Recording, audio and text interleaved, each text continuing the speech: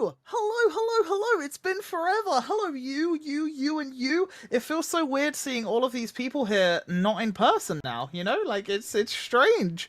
But yeah, hello, welcome.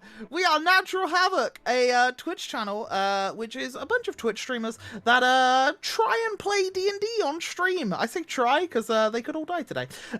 So yeah, we play the 5th edition system with a load of homebrew rules thrown in. Most of us are no longer new to D&D. We are experienced veterans, ready to kick some winged drake booty. Yeah, but we're probably going to make some mistakes, so yeah, that's it. Let's go around the room and tell people who we are going to be playing, and yeah, a little bit about ourselves. Tech Wizard, take it away. Well, Mats, Travelers, my name is Arcturus, scholar, magical engineer, and one of the brightest characters around. Being a warlock is pretty interesting. Never counted another Vidalcan warlord, so let's keep if we can keep this bunch alive, shall we? I love it. I love the over-the-top enthusiasm. It's brilliant. And then below Tim, who's playing Arcturus, we have Eagle, who will be playing Andros, but he's not here today. He's had to be called out to work, so I will have the pleasure of playing Andros. But he is a Loxodon rogue. He is a phantom rogue, so he has like ghosties whispering in his ears, and sometimes it's his grandmother. So yeah, we will go to below Eagle, and Smitty, why don't you take it away and social stuff? Exactly, I'll take over for Eagle on that. Go social to follows. We have an Instagram, we have a Discord, we have a Twitter, we have a YouTube. According to Eagle, we're always sponsored by the YouTube people that are called Natural Havoc. I don't know, you know. And yeah, I play Maeve, a half-elf druid barbarian, who has a little mate, little sproutling. Yeah, elf druid barbarian. Little socks, and yeah, I've missed this. I'm nervous, but I'm excited. Yeah, social those follows, and we are sponsored by Natural Havoc on YouTube. So guys, please do go and give our sponsors a big thank you by subscribing to the channel. And to the other side of the screen, Zep, take it away. Always upload almost on time. And yeah, I'm Agent Zep. I almost stream again, and one day I will do that, but today we're playing Erhard, the wild magic sorcerer, and hopefully I will remember. And it's lovely seeing all these faces again on camera. Awesome. And above Hard Whitestaff, we have Lan. Lan, take it away. Shion Loranil here, and if Arcturus told me that he had prepared a speech beforehand, I probably would have done the same. Anyway, I am a warlock who likes flamey bits and mango salads, so I'm looking forward to setting things on fire this session. Likes flamey bits, everyone. Remember that? When she's on fire this session. Yeah. You didn't like flamey bits when we met with the fire elemental. I don't think anyone liked flamey bits then. But yes, I am Onion, I am the DM, I am the grass, the trees, the door handles, the goblins, and all that other good stuff. Yeah, I'm basically like the narrator of the story and the storyteller, as well as all the other little NPCs in the world as well. So yes, if you're new here, by all means, hang around, hope you enjoy, and we will be obviously uploading this session to YouTube like we have done all the others, so you can go check them out on Natural Havoc on YouTube as well. Awesome! Are you guys ready? Everyone looks so ready. Yes. Yeah. You're ready? Yeah. Okay, cool. Right. Well, then let's kick it off. With the recap for last session, because it's been a little while. I'll keep it a bit brief, but I'll read you a little story as to what's happened.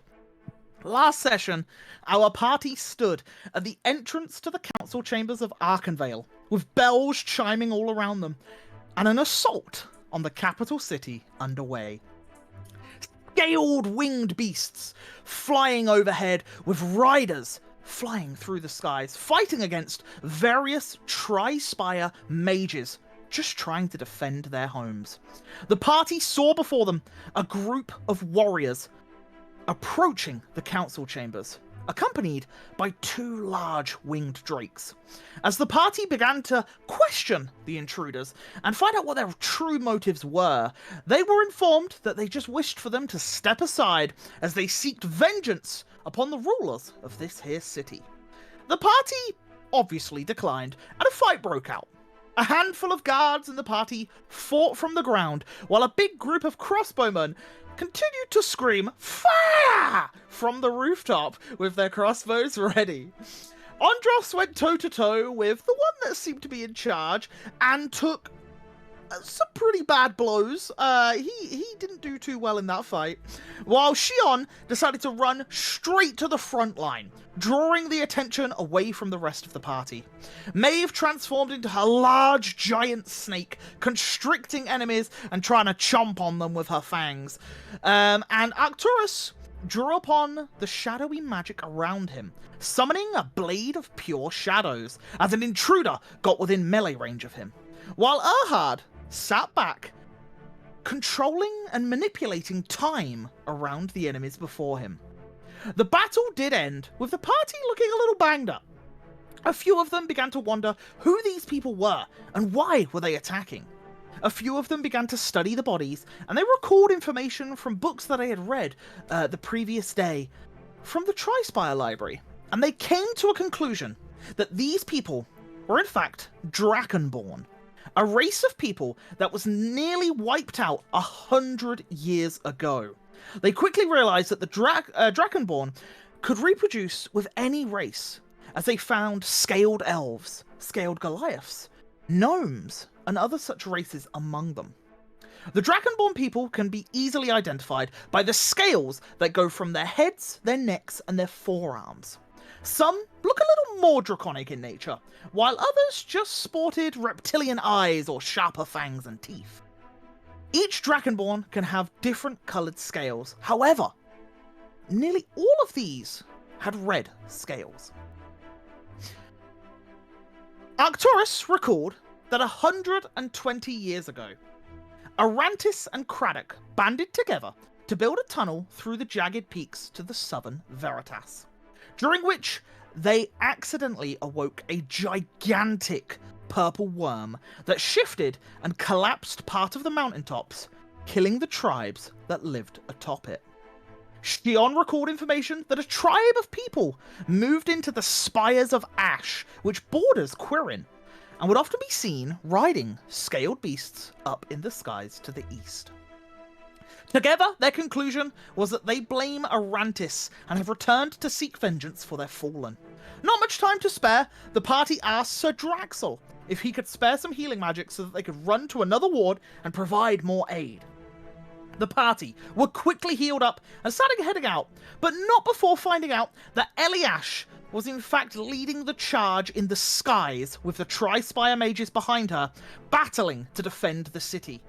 They also heard that a larger, more dangerous winged drake had been spotted, landing within the Canopy Ward a short while ago.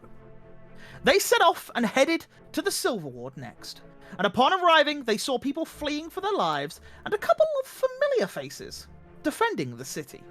Yusuf Featherstone, an old friend and famed swordsman fighting alongside a group of guards against a scaled beast. And Faddington Blair, a halfling bard that had helped the party with the defense of Ashendale just about a month ago. He was currently leading a small group of guards against another large drake. The party rushed to their aid and with some impressive display of skill, quickly dispatched them. Now that the Silver Ward is safe, and a moment of respite is upon them. What are our party doing? As the streets start to quieten down, as people begin running but no longer screaming, and some of the guards have arrested a few of the individuals that you had apprehended during the fight. So I leave it to you. You're all stood around in this street. Faddington Blair is walking towards you, arms open, as he says, "Ah, friends!" As Yusuf turns to you, wipes some blood from his brow, and nods in respect. Are you alright? Is that to Yusuf, or which? Yusuf. Yusuf, cool. I mean, I suppose Faddington is sort of nearby. Yeah, he looks fine. He's just kind of like, Just no like, one in arms open. particular. Yeah, Like yeah. mostly directed at Yusuf. But yeah. And as you say that, he smirks and he says, yes, I'll be fine. These streets are not safe. Do we know the cause of this? What has happened? Well, obviously we are under attack. No, we don't know any of the cause of it. rumors, stories, but we don't know unless we actually question one of these evil men. Well, what is it that you wish to do next? Are you to head to another ward? I suppose we go to our new home for a little, just to see if our lovely caretaker is alright. Maybe see if we can get something. And then move on to another ward, like you said. What do you want to get she on? Don't you want to know if Petunia's alright? I do want a salad in the morning. I was not thinking about salads in the morning. And as you guys have this small conversation, you just hear from behind you, did somebody say salad? Salad in the morning. The heroes after their salad. Ah, what a blessing. Friends. Family. It is so good to see you. Did you see my excellence on the battlefield? I made that Drake look puny. I look over at Maeve. Like it wasn't totally her tidal wave that You did amazing. It was just like a yeah. What was your name again? Sorry? What was your name again? Did she take a nasty hit to the head? It's Faddington Blair, dear. Do you not remember me? Extraordinaire, Bard, the man who single-handedly saved the mines of Ashendale. Man who screamed out of his lungs when he was in the cart. I remember. We do not speak of the past, ill past, anyway. It's a core memory. Yes. Well, people of this here city, do not fear. For the, you have a name? Was it Iron? I don't want to get it wrong. Vortex. The Iron Vortex is here! And he, wanders off a little bit, and some people start gathering around. He's like, yes, do not fear, for my strength will carry us to freedom. And you can just hear him, speaking with the crowds. I look over to the rest of the party, and, the longer we linger, the more dangerous this city gets, so I suggest we get a move on. Divinity Ward or house? Maeve, what do you think? We're halfway up Silver Ward now, correct? So we would be going back to go forward again if we go home. Yeah, you would know your house is closer to the it's in the Silver Ward, but it's closer to the Amber Ward. It's right on the outskirts of it. So you could definitely pass through that way. It wouldn't take too much longer of your time. I mean, do you guys need any weapons or armors, or are we all set? Do you suggest to steal them from the local blacksmith, or? No, I meant at home. I don't think we've left any of that at home, do we? I still want to go home, but maybe for the best if we go to the Divine Ward first. I would love to accompany you, but I must see to my family. I need to see if they have evacuated already, and if not, I must escort them. I have only just reached the city myself. Of course, Yusuf, of course. Make sure your family is alright. Thank you. I'll be off. Guards, would you accompany me? And yeah, you see Yusuf and 3 guards head off into one direction. And then what you can see, just off from where you all are, you can see a couple of the guards have manacled a few of the red-scaled individuals, and they're just dragging them, like, through the street, while a couple of other guards with crossbows are just, like, aiming towards the skies, just trying to make sure and keep an eye out if anything's coming. And a large gathering of people are now following Faddington Blair as he leads them towards the Tri-Spires, as he's like, "Follow me!" And he's, like, leading them, so, as like some sort of hero. We'll At never least he hear the gets end them of to this. safety. We'll never hear the end of this. Let's go. No. Hey, Okay. Taurus, Hmm? would you not be able to question them? I would. Should we? Or should we just move What? on? I think this one is just following orders. So we can Well, maybe interrogate you them. can- Maybe you can find out whose orders or Maybe where we should do. the current, leader of this attack is. Maybe we should do that after. Well, we can try to capture like officers or important people, like that dude who was like spitting fire, I believe. He We seemed kept one important. alive, right? At the Uh, start. well, Well, this you last one, tried. Oh yeah, I remember now. Arcturus. Yeah, I kind of lost my head there. Hmm. Won't happen Hmm. again. Sorry. It's all good. All right, let's gonna move on. Yeah, let's go to the Divine Ward. Heading to the Divine Ward. Okay, I will just change this over real quick. Turn it down just a little bit. So as you guys begin rushing through the streets, making your way towards the Divine Ward, I will just chuck you on the map of Arkenvale so you can see what's what.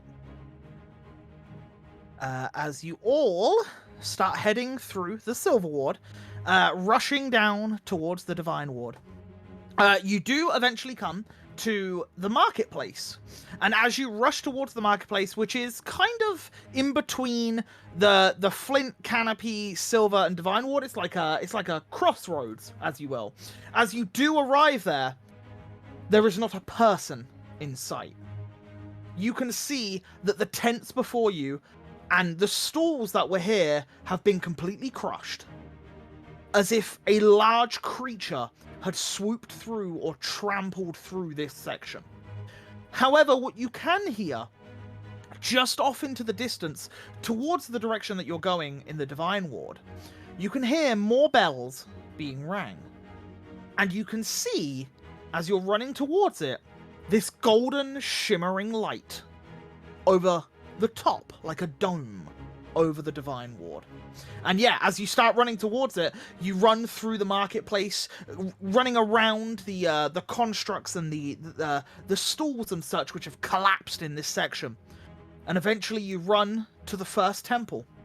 And as you get there, you can see a wall of about 15 armored knights, all with shields and swords, with various symbols of different gods upon them, as they seem to be defending the crossroads entrance into the Divine Ward. And as you run towards them, "Halt there! What is your reason? Do not lie to us." And as he says this, you see a lantern light come out from one of the priests that is stood behind these knights. And you can see this swaying lantern of green flame gets brighter and brighter. And I need all of you to make me wisdom saving throws, please.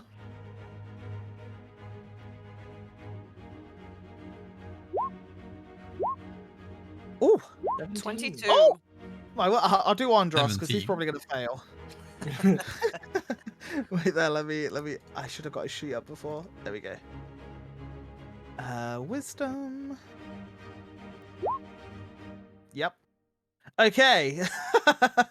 So, as you all stand there, and this green, like, specks of magic begin to fall upon you, you realize that this is a spell that tries to will the truth out of you. And you can feel that, although you have shaken off the effect, that this wasn't a harmful spell. This is more to extract information. And as you all prepare yourselves to say something, Andros blurts out, We're here! We're here to defend the city! We thought we'd come and help! You not recognize us. We are the Wardens of Arkenvale. The Iron Vortex. What the elephant says is right. Very well. Please, come with me. There have been many casualties, but we are administering the wounded within the temples. And one of the knights steps to the side as the rest start to fan out and make sure that there isn't any wrongdoings about, as all of you begin to follow into the Divine Ward. And as you follow this knight into the Divine Ward, how bad is it? Pretty bad. How bad is it out there? Is it that any information that you could give to us? Something wrecked the marketplace real good. Yes, that would have been the largest drake of them all. So you've seen it. Is it dead yet? It is not. It swooped down, destroying a couple of the buildings on the edge of the Canopy Ward and the marketplace. But it flew into the deep of the Canopy Ward, and it's yet to resurface. Oh my. It's looking for something. I reckon that's where we'll need to go. What about the Amber Ward? Did you hear anything about it? The Amber Ward's not far from here, and from the sounds of it, there are struggles. But many of the Tri-Spire mages are defending it. I think it's the place that's been hit the hardest. The people that have attacked this here city, they must know that they cannot win. But it seemed planned. The Seems people... Oh personal. yes. It Yes. seems planned. There were many people walking the streets, prepared. They could have been here a week, 2 weeks perhaps, planning, gathering information, finding out where to hit first. I hope we can stave them off long enough and not too many get killed. How long do you think this siege will last? I feel a bit drained. I need to sit down for a little while before I go back in there. Honestly, I genuinely have no idea. The thing is, the Tri-Spire wizards, once they have banded together and got back within formation, they should make easy work of these drakes. It was purely the fact that they caught the city off guard. Maybe an hour or two and the city will be back to its stronger self, better defended. By any chance, do you have any, any help you can, offer us in the sense of like, some of my friends here, they are rather depleted of energies. I just need to sit down, darling. If it is aid you need in the way of healing, there are many clerics and priests here that can heal you. That isn't an issue. If you need rest, we can give you a place to rest, but like I said, it all depends on what they're here for. The Flint Ward has been barely attacked. Just a few lone drakes. But there's definitely something in the Canopy Ward. The biggest one went there, and the rider looked more armored than the rest. So the choice is either Canopy Wards, the Amber Wards, of getting rest. Yeah, it seems that way. If we want to attack the big one, we'll need to be at full strength. I agree with It might Shion be here. too late by then. And I'll look over to Arcturus like, an hour. Do you think we can? I think that's all we need. Then again, what does the city need? Maeve, Yeah, what the is your city thought on this? needs us to act now. I don't. I, it's so hard. If there's nothing you can do, then what's the point in going now? But then at the same time, if we don't go now, and we're too late, then what was the point in waiting?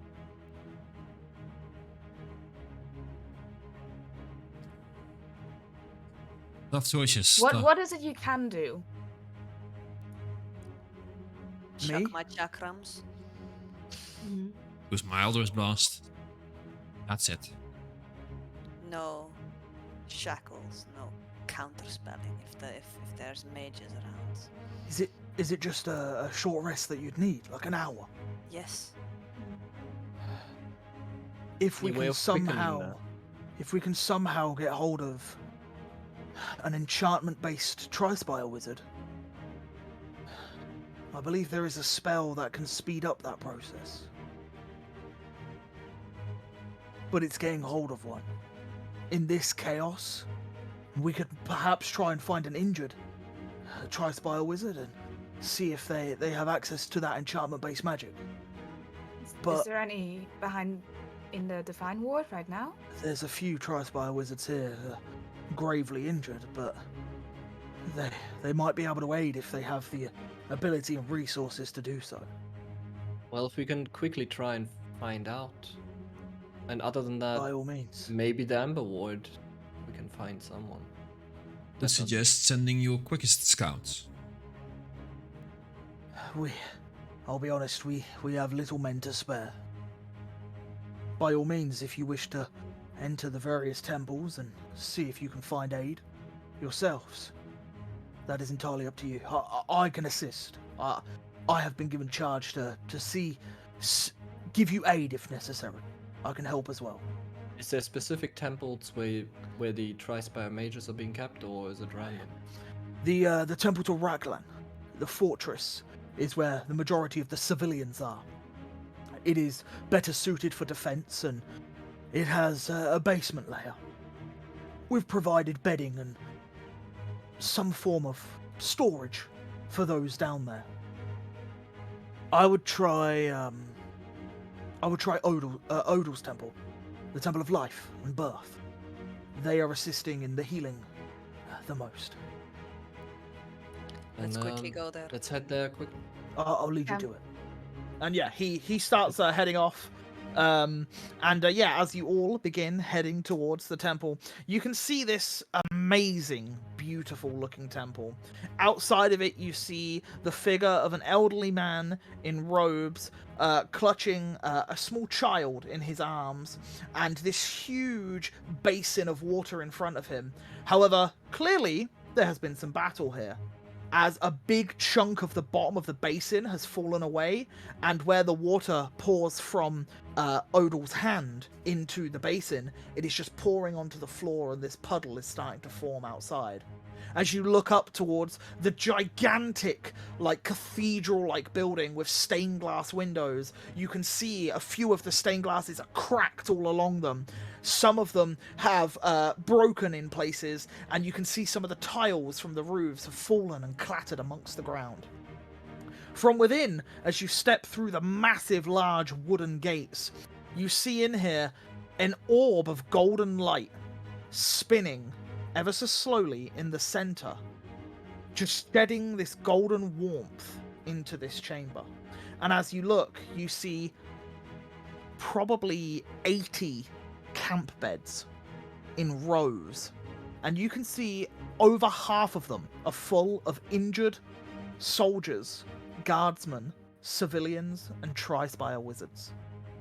If you guys wanna try and speak to some people to see if anyone has any enchantment-based magics, I will allow you to use investigation or persuasion to try and find your way through this area to see if somebody could assist you. Not 1 and still a 12. 17. Yep. Okay, 17, 9, 16, 11. you're an 11. Okay, I will do Andros as well, just because, he's here. What's his best stat? Persuasion's a 0. Investigation's a 0. We'll do... What do we got? 3 persuasions. We'll do investigation. Flip a coin. A 5. Let's go, Andros. Woo woo. Okay, so as you all step through, Arcturus, you immediately go to one of the Tri-Spire wizards, and as you head on over, you see he's missing his entire left arm, where he has been in some sort of real bad fight. And as you go over to him, he like immediately grasps you, thinking that you're an enemy or something. And as he does, and he sees your face, his grasp relaxes as he then falls back into unconsciousness there. And for a moment, you stare towards him as you're in shock, as this man has clearly had some troubles. And immediately after, a priest or cleric comes over and begins to heal the arm wound. And you can see that the pained expression on his face relieves ever so slightly. During this, Andros starts to go and help someone, where he starts to hear a younger girl crying nearby in pain, and you can see what looks to be like a splint of wood is sticking out of her thigh. And as he looks towards it and he's in this pure shock, you see his back go against a wall for a second, as you can see that Andros is having a moment of panic and realization of the scenario that's happening in front of him, and he seems to need to take a moment to sort himself out. While this is all going on, Shion, you start heading around, and you see about 4 Tri-Spire mages near one another, some of them in slings and some with like bandages across the face. And as you head on over and start to speak to them, they all tell you that they are various different types of magical users, but none of which seem to be an enchantment wizard. And as you're talking to them, they're trying to point out who might be able to help, and as they point to a bed, you just see an empty bed with blood stains on the camp bed, and they all, for a moment, look down and realize that maybe their friend hadn't made it. And as you stand with these people, Maeve and Erhard, the pair of you begin asking around for where some Tri-Spire wizards are, and you both end up at this one camp bed, as you see a 13-year-old child in Tri-Spire robes, covered in blood. And as he's laying there, his eyes are closed. What do you guys do? I guess I'll cast some Prestigation as I stand next to him, just to clean up some of the Clean him up a little blood, bit, very nice. maybe see where it's coming from. Yeah, and as you do clean it up, you realize that the blood was not his own. It appears to be from somebody else or something else. But as you do get that closer look, you realize that there is some bruising to the face, as if maybe he was hit upon the head or something fell on him or something of the like. But he is currently out like a light. I kneel down next to him and hold his wrist, see what his pulse is like. Yeah, and as you roll me a medicine check, just to see if you can get a general vibe. I don't know, help with that? Is that You could assist, yeah, by all means. Yeah, for sure. Yeah. 24. 24, nice. As the pair of you, you start to pull up the sleeve, and Maeve, then you grab the wrist, and Erhard listens to the heartbeat on his chest just to see if everything's okay. And as the pair of you work together on this, he's stable. He just appears to have taken a nasty hit, and has maybe just been knocked out. You would know that maybe some restorative magics could pick him up a little bit, or perhaps some water, or some form of waking him up out of this slumber. Hey, Erhard. Yeah. Can you get me some water? Sure, I can give you some water. Do you, by any Not chance, for maybe me. have one of Not your... for me. Yeah, do you by any chance have one of your little berries that you grow sometimes? I have something better. Oh, okay. Well, I hand over a water skin. Okay. And I take it and drop some down onto his lips. And I'll cast Healing Word as well, as I say, heal. Heal. Heal. Yeah, and as you give some water, he starts to cough, and he only opens one of his eyes, as you can see that the bruising is just over the head, over the right eye. And as he looks at you, he moves his hair out of his eyes, this like dirty blonde, shaggy sort of hair that he's got, and he looks up and he's like, is it safe? Yes, you're You're- safe here. You're safe here. Oh, good. What happened? Well, you see, I was flying through the sky when a drake landed on me. The captain saved me, but I don't know where he went. We both landed just outside the Divine Ward, near the Amber Ward. What's his name? Samuel.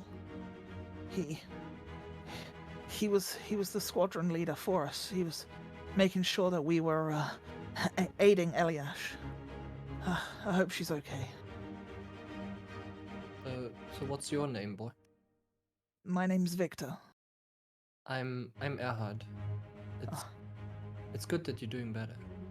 Yeah, I took a really nasty hit. You did. Do you need anything? Has maybe Samuel sent you to get me?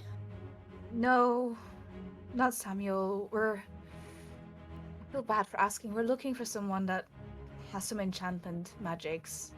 We were sent into the beds here. Yeah.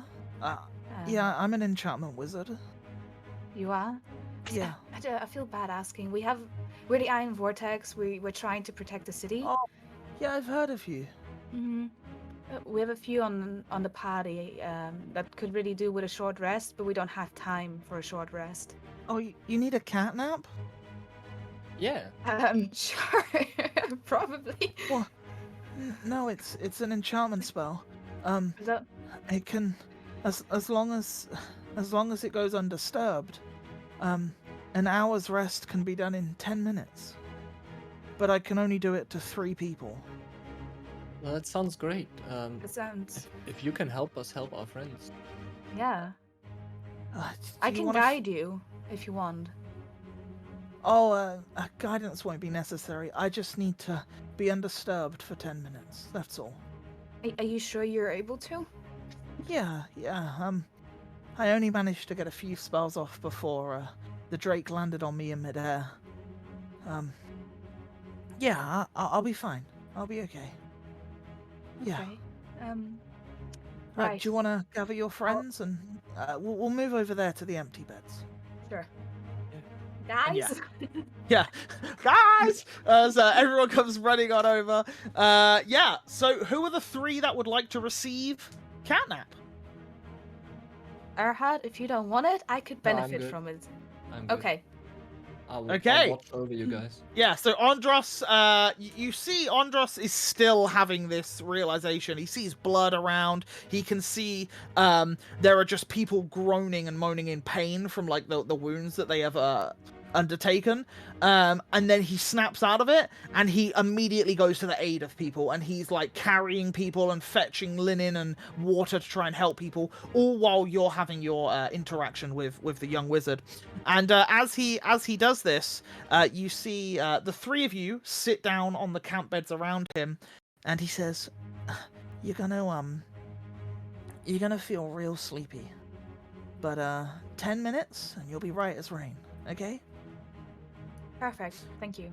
Thank you. And he pulls out this tiny little clock, and you can see it's similar to the big clock tower that was by the council chambers, but it's much smaller. And there is a small little bell attached to the top. And as he grabs the back of it, it starts to glow with this crimson magic. And as the crimson magic begins taking over the clock, you see the hands start to spin. And as they begin to spin and spin and spin and spin, he holds it up and says, stare into it. And as the 3 of you begin to look into it, you almost go into this hypnotized state as the 3 of you eventually drift off and fall to sleep. During this time, Erhard, you have 10 minutes. What would you like to do during that time? Um, I guess on the one hand, yeah, make sure no one disturbs the area. Mhm. Uh, but other than that, I guess maybe find someone that might be willing to talk or something. Just find out about the Divine Ward a bit more. If there's any, like, I guess I'm intrigued by this temple of healing, and yeah, to find out maybe there's any worship or temple that's more dedicated towards magic and arcane, maybe helping those. Yeah, and as you're stood there looking around for this person, you do notice the guardsman that has accompanied you to try and assist and help however he can. He sees you like looking around for someone to talk to, and he like walks up to you. He's like, "Is anything the matter? Can I help at all?" Well, I'm just curious about the Divine Ward. Is it like this temple is dedicated to a specific god, right? Yes, that is Odal. That is correct. And yeah, we were told earlier, right, that this is like the god of life or something. Growth, life, and birth. That is correct. Believes in the living. Yeah, so I've been wondering, like, so what kind of gods are there? Like, I don't know. It might be weird, but I don't actually know so much about the gods. Well, But- luckily here in the Divine Ward, we have a temple for each of the eight prime deities. And because of this here Divine Ward, we have the protection from all 8 of them. Hence why you see the golden dome above us. The temples themselves act as conduits and do not allow evil within them. When activated, of course. Raklan is the god of strength, war, and tactics, and he is currently housing the civilians and making sure that they are safe during these trying times. You have Zemnia, the god of knowledge, history, and messages, revered as one of the Aarakocran gods. Unfortunately, her temple is closed currently, as one of the drakes had fallen into it.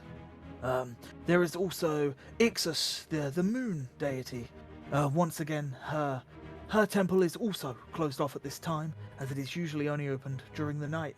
But her wardens and her clerics are helping heal alongside the Odal worshippers here today. There are a few more gods, as well as Zitos, but Zitos' temple is not found within the Divine Ward, as it is in fact within the libraries of the Tri-Spires. So To do with magic, sounds arcana, special. and spells. I Yes, see. yes.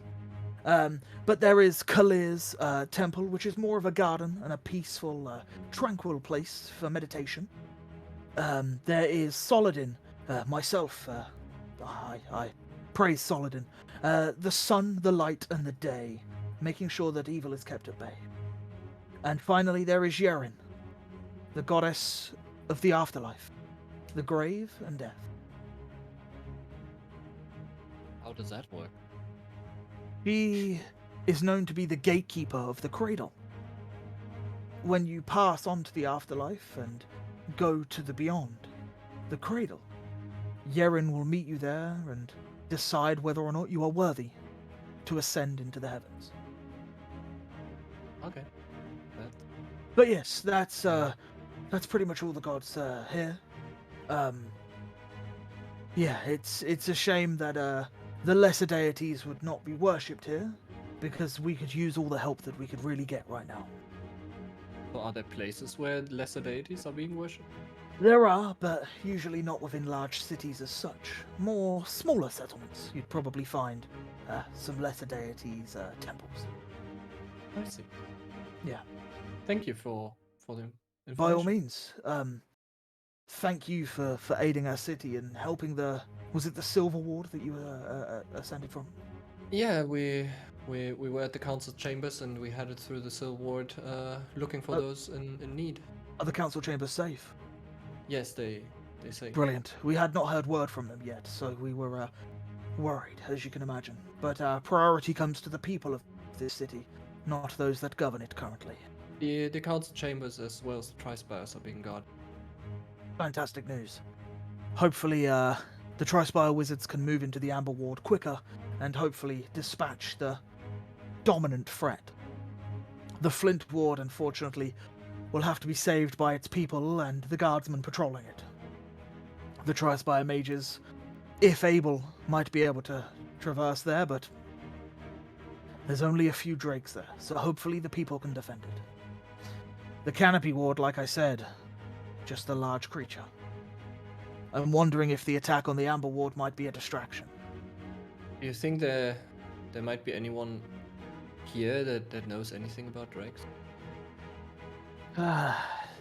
Maybe some of the priests of Zemnia. But other than that, some warriors of Raklan might have fought drakes in the past. But other than that, I'm unsure. Sorry. Okay. And as this conversation wraps up, the three of you all begin to feel right as rain and refreshed as you receive a short rest. So I believe the warlocks get their spell slots back, and the moon druid gets her wild shapes back. So yeah, you're all. Question. You can also heal if you want. Yeah, hit dice, right? Yeah, if you want to spend any hit dice, by all means, spend some hit dice. You can use as many as you have access to, but you only recover half back from a long rest. So if you use more than half, you will not be full the next day. What? Full hit dice. So you have 6 total hit dice. If you use more than 3, on a long rest, you only regain 3 back. On a long rest. So Yes. It will take longer for the hit dice to. So you wouldn't, yeah. So Oh, if you use, let's right. say 4 or 5 or all of them, I then see. you will only get back 3. So yeah. So you wouldn't be at full Okay. next rest. Yeah. But yeah, not a Okay. problem. Roll your hit dice. I'm done. Only need Okay. one. I'm done as well. Oh, awesome. Perfect. Yes. Good rolls. You guys feel full of vigor and stand back up. And just as you stand back up and the 10 minutes go, the bell begins to ring on the clock. And as it does, the clock handles stop moving.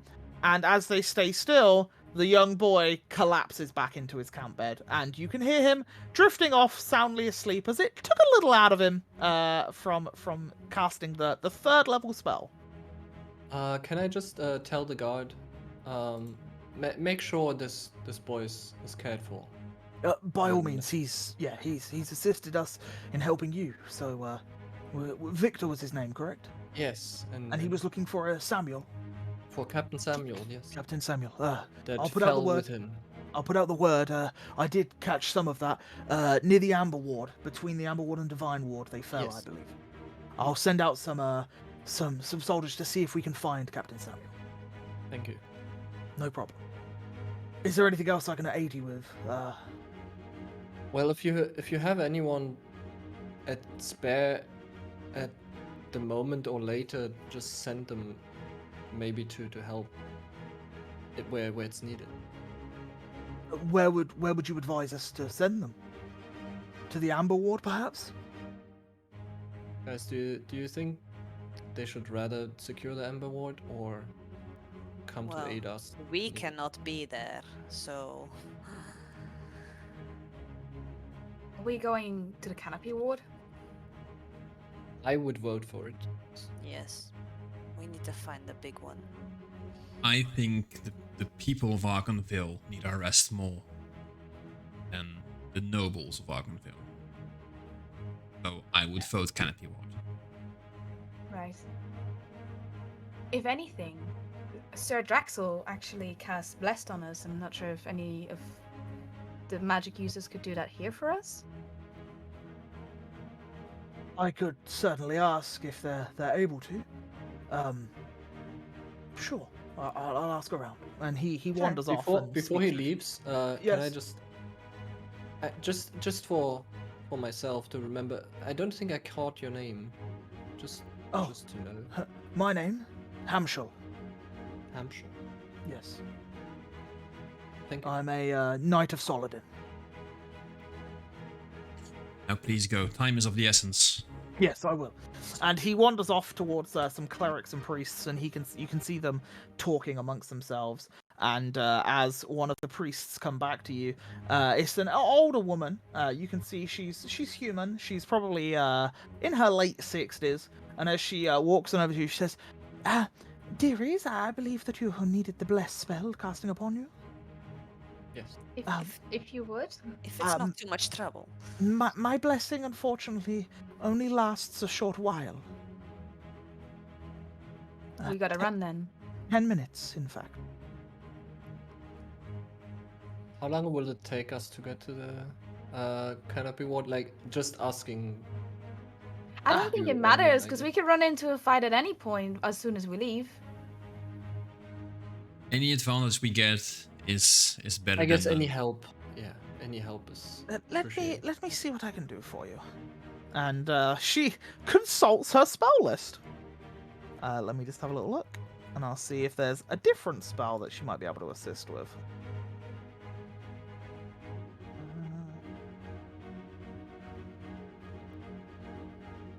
That's why.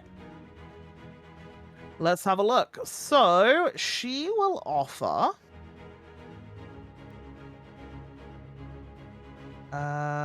She can cast Guiding Pulse, Sanctuary, Lesser Restoration.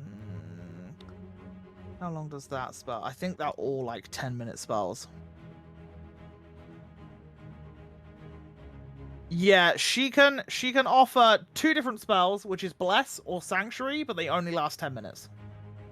What does Sanctuary do? Sanctuary, any creature that tries to attack you within the next 10 minutes will have disadvantage on attacks again. No, will have to make a wisdom saving throw to try and hit you. If they fail, they can't hit you, but if you attack, the spell goes.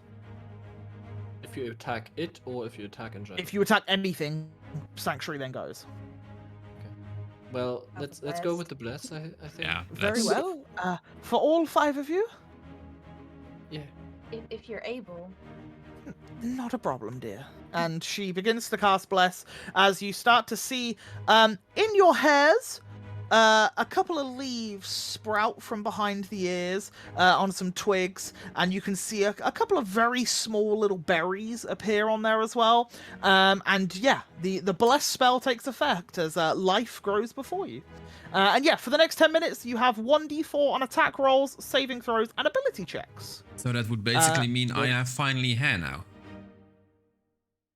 Well, okay, for you it just curls around the ear, okay, and Erhard, because Erhard also doesn't have much hair. So yeah, it just curls around the ear for you guys. But yeah, you guys, do you leave? Do you Let's head out? hurry to the canopy ward then. Yeah, and you guys Anchor. begin to sprint to the canopy ward. I would like one person, and you can choose it to be Andros if you wish, but it is your choice. I would like one of you to make me a Constitution check, please. So just roll a Constitution roll. I guess Andros or Mine's or 18. Shion. So yours is the same as Andros or Andros's. Shion. I'm not doing it. I'll do it so the DM You do it. doesn't have Yeah. to. You can do. 21. Nice, 21.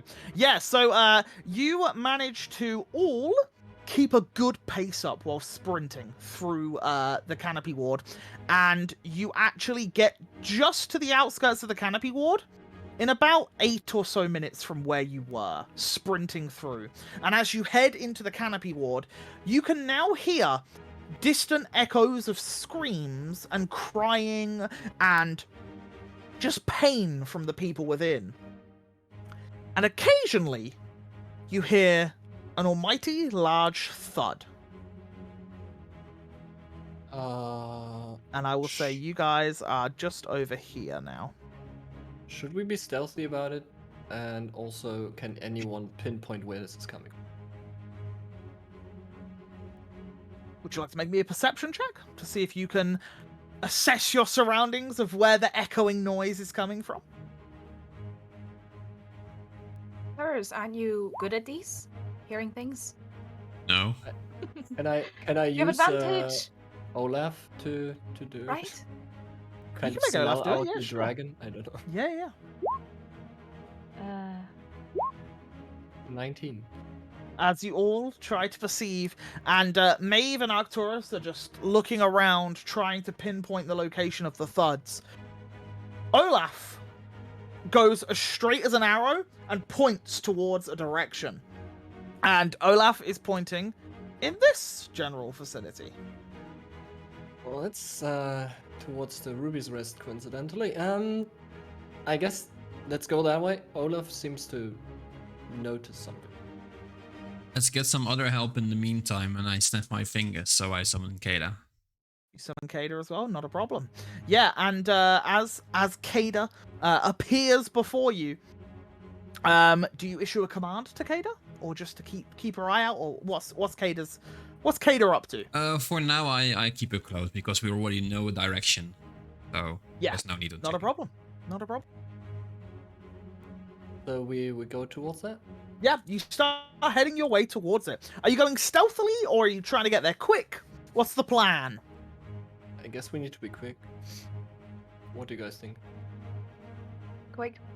Let's go quick. Yeah? Quick. You want to run? Let's go. Sure. As you all sprint through the city streets, you notice that it is a little quieter than it was in the Silver Ward and the Amber Ward and the Divine Ward. But you do see the occasional young child come running out of an alleyway with like a bag, and as they start running, you hear the clinking of coins as they start to tumble out of the bag behind them. You see two gentlemen dragging someone out of their house, and then you see behind them part of it collapses, and they manage to pick the guy up and start running through the streets as well. You can see the Canopy Ward, as you all know, is not a very nice place to live. And even during a time and a crisis such as this, you see that people are still looting and pillaging whatever they can. You see a half-orc man running through the streets with a piano strapped to his back, as he is trying to loot some tavern that he's broken into while all this chaos is happening. And eventually, you guys stop as you look before you, and just outside of the Ruby's Rest, you see roughly a 30 to 40 foot long, large winged drake stood in front of the Ruby's Rest, with various bodies of dead guards and civilians surrounding it. As more civilians sprint from their homes, you see chunks of buildings collapsed and scattered on top of a pile of bodies.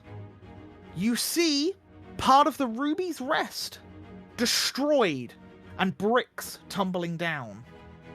But the one thing you all notice is that the door to the Ruby's Rest has been completely kicked off of its hinges. And as you all get there, I will take you over to the map. And you should, if all is well, there should be some dynamic lighting, blocking vision Yeah, that's what I like to see. Things that work. Okay, and as you all step down this corridor, and you can see people sprinting for their lives, going all different ways, ducking and diving through alleyways. Yeah, you do see this large creature before you. Is the rider on its back? It is not. It is riderless. And Interesting. I am just gonna put this on real quick. So the building south of it is the Ruby's Rest, This right? here on the corner is Yeah. I think you should be able to see that, yeah? Yeah. Yeah, this building here is the Ruby's Rest, and it's right on the corner from when you remember it. And you can just see over here, up the stairs, the door is completely broken off of its hinges, but like the bottom hinge is hanging, and you can see the door is just like waning to and from. It looks like it's about to fall off any second. Is there anyone close to us? Like, I guess this person? Yeah, this guy is like running, he trips, he's like looking behind him like, oh my god, and then he like gets back up, he stumbles a bit, he falls over again, he's like getting, and like these people are in, you can see that they're like covered in like brick dust debris and stuff from where like a building's fell like right next to him, and you can see like his ankle it doesn't look too good. There's like a bit of blood. He's clearly like been caught in a bit of the blast.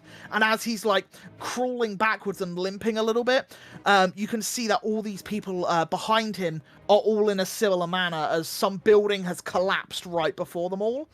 And right this second, you can see that this huge winged drake is currently having his talons on top of a guard. And you can see one of the talon just pierces into the guard's shoulder, and you can just hear the scream from the guard as then the drake flicks the body, and you just see it ragdoll in the air, hit into a building, and then like collapse further down the road.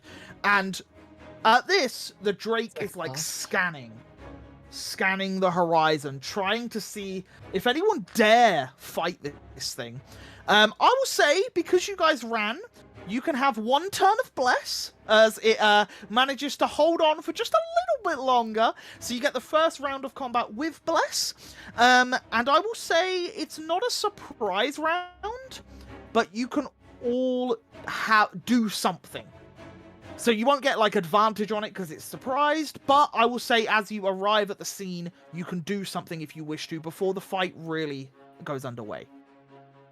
Who wants to guess where the rider went? I guess inside to have a drink. Hey, Familius, down into the Ruby's Rest. Yeah. Easy guess. So, shall we Shall we destroy this thing? There's only should one not. way going in there, and that thing is not letting us in. So I guess Yep. we need to roll for initiative. Let's Okay. let's Let's, try spread out a bit. Yeah. If you wanna move at all, I'll let you move, and I'll allow you to do one action. But the second one person attacks it, then we're into initiative. So I'll say one of you can get a free attack in if you wish. But otherwise, yeah, you can all move out where you want to go to and do whatever you want to do for this time. Does any of you ask Andros to do anything specifically, or just do his own thing? Right to get sneak. whatever. As if he'd listen to any one of us. He'd just do his thing anyway. That's the DM. I will going, just I will "Help me." just lean over. Andros, how does sneak attack work? He nods. Okay. I have Right. A6. I I hate it. I could get us some advantage on this thing eventually. Maybe, Advantage. if You you wanna want. grapple it? No, very fire. Yeah, If you guys want. Oh god, where should I go? of I- course. I think I don't know. Look Is behind the injured civilian. this is the biggest one we've seen so far, right? Oh yeah. Okay. So who wants a free shot? I Because can my get us- chromatic orb is itching. I can try certainly and get try from this advantage or distance. But Yeah, Maeve, do your thing. do your thing, mate. Okay. So I don't roll initiative just yet, right? Roll it anyway, because you're gonna have to Okay. roll it afterwards. But yeah, I will say if you want to make the spell attack towards it with fairy fire, I think you're going for. Yep. Very fire. Yeah. You can do a fairy fire, and then we go to the top of the initiative. Okay. And coincidentally, you have the highest initiative. Yeah, which is good because it means you can Sorry, then fairy there you fire go. and do something Mhm. else. Yeah, no, that's fine. I need What a- save do I need? 60 feet. You need a dexterity saving throw. And what have I got to beat? What's your spell save 14. DC? 14? Hmm. As you see the sparkles of light, greens, golds, and oranges begin to fall around it, fall onto it. And as it does, its head whips back, and then its wings flutter, and as it does, all the dust disperses from around it.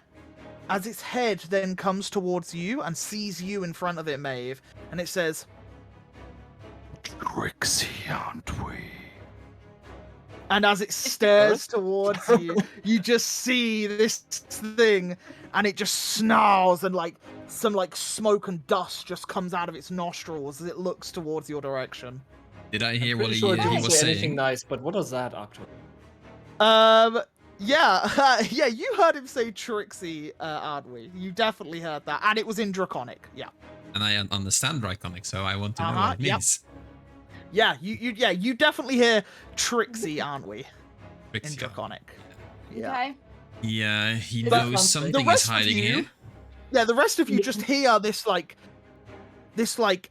strange language of like very guttural, like heavy breathing, of this language, but you know it's a language, and immediately some of you are probably like, wait, this thing speaks? Like, oh gosh. Mhm. Yeah. And it just Okay. stares towards you. Not the pea Great. brain at all. But Also my turn now? we are or- now initiative, so it is now your turn, Maeve. Battle music, engage. Okay, that didn't work. I'm sorry, guys. I tried. And I look up to the sky. And suddenly, clouds start to form and whirl around and get darker and darker. And you hear a thunder in the sky. And rain starts to trickle down. And I put my staff up to the air and tut it to the ground, and as I do, lightning strikes.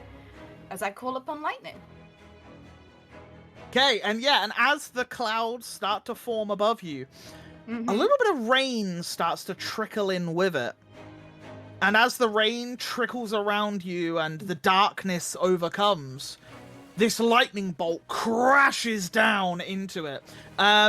What save do I need to make? Again, dexterity, which is maybe not my best idea, but we'll see. Okay, it's got okay dexterity. It's not the best. Crazy damage.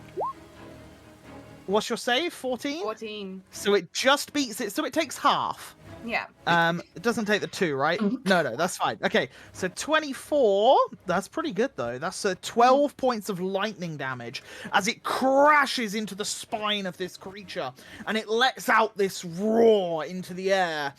And it just snaps its head towards you, and you see you and it share a moment as you both stare at one another, as you hold this energy of electrical current hitting it, and it is just staring at you. Is that the end of your turn? Guys, I might need some help. And that's my end of my turn. Okay, that Shion, you are up. And upon hearing that, I slowly grab my chakrams and I imagine them to be, kind of glow, like the runes on them glowing. And I speak a word that comes out, and I don't even know what it means myself, but I curse that thing, and I place my Hexblade's curse on it as a bonus action. Nice. Okay, cool. Yeah, so I will indicate that with a little yellow circle at the top right, so we know that you have cursed it. Okay. And I believe that gives you crits on 19s, and if you kill it, Yes. it comes back as a ghosty Health? thing. No, that's something else. Oh, is that something else? Okay. Oh, hang on, I'll plop it down for you. If it dies, I get hit points back, which is That's good. the one. Yes, Which is yes, good. yes. And I also have a little upgrade to it, but that'll you'll see later. Okay, cool. So yeah, But- as you reach your hand out, the runes glow on your chakrams, and then the same runes begin glowing on its chest as you then mark it with this brand of your chakrams. And yeah, as you stare towards it, you've still got your action and movement if you want to do anything. So yeah, those same chakrams, I just chuck him at him. Oh, he's too far away, is it? Yeah, I think he's a Right. little too far for you at the minute, so you might want to move up, scoot up a Yeah. little bit. I'll step in. 1, 2, 3, 4. Yeah, maybe here. I don't know. Okay, I'm not you like- are 40 foot away, so I Yeah. believe they are at disadvantage.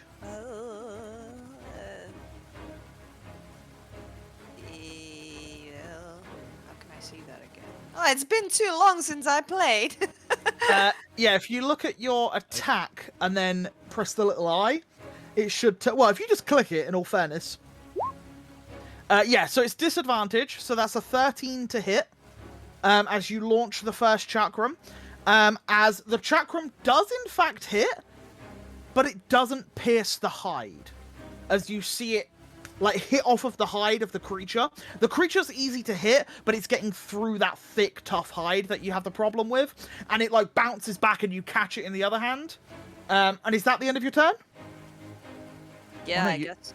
No, yeah, I used my other, like, I used the curse as a bonus action, so I Bonus. can't use the Yes. second. Yeah. Not a problem. Not a problem. At that, the creature, still gazed upon Maeve, beats its wings twice, and as it does, it lifts into the air by about 10 feet. And I believe this thing can shift. Yeah, it can. As it flies here, landing between your party. And as it lands, it looks back and forth towards the people around it. And unfortunately, it will attack one of you for definite, because, you know, you did lightning crap on it. So its head reaches down towards you. And that is going to be a 21 to hit. Yeah. You take 28 piercing damage as its maw latches onto you, and you just feel that the shreds of its fangs rip into your chest, and you just feel the loss of air from your lungs for a brief moment. And yeah, as you do, let me just make sure this is correct. It certainly is. As its tail swings round, and I'm gonna roll a d3. A 1! Arcturus! As its tail swings round behind it, a 20 to hit you. Yeah? You take 12 slashing as its tail crashes against you and knocks the wind out of you for a second as well. And then you, like, clamber back to your feet as you look at this creature. Okay. That is the end of its turn. Ahad! I will. Hate when things change just before my turn.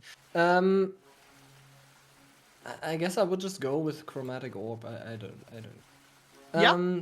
At first so- level? What level are you casting? Yeah, at? just the first level. Go for it. So I form a ball of acid in my hand, and I fling it right at the center of it. Okay, go for it. How does bless work again? You can add a d4 to that, and I should have said that for the chuck. Chakram? Yeah. Yeah. Oh yeah. Shall I just roll a d4? Roll a d4, just in case. Don't worry, it won't kill it, but you never know. Wouldn't that be Three, something? 18 then. Look, a 4. You both hit. Okay, so let me take off the 10. So the chakram does, in fact, pierce it. And I would like to add my wild burst on this. You want to add wild burst as well? Okay, so that's 18 acid damage as it starts to burn the hide and flesh away in front of it. And then you want to add wild burst, which adds. So I roll a 1d6 Yeah. for. Oh god, what is that again? One of For them's for the damage and type. 1d8 for the type. Yeah. Yes, that's correct. Oh my god. So you do 1 additional point of damage, but what type of damage do you do? And it is cold. Cold, perfect. Yeah, as you just see, the acid melts away, and just as the acid goes, it freezes on the body as well, and gives it this like quick frostbite effect on its chest.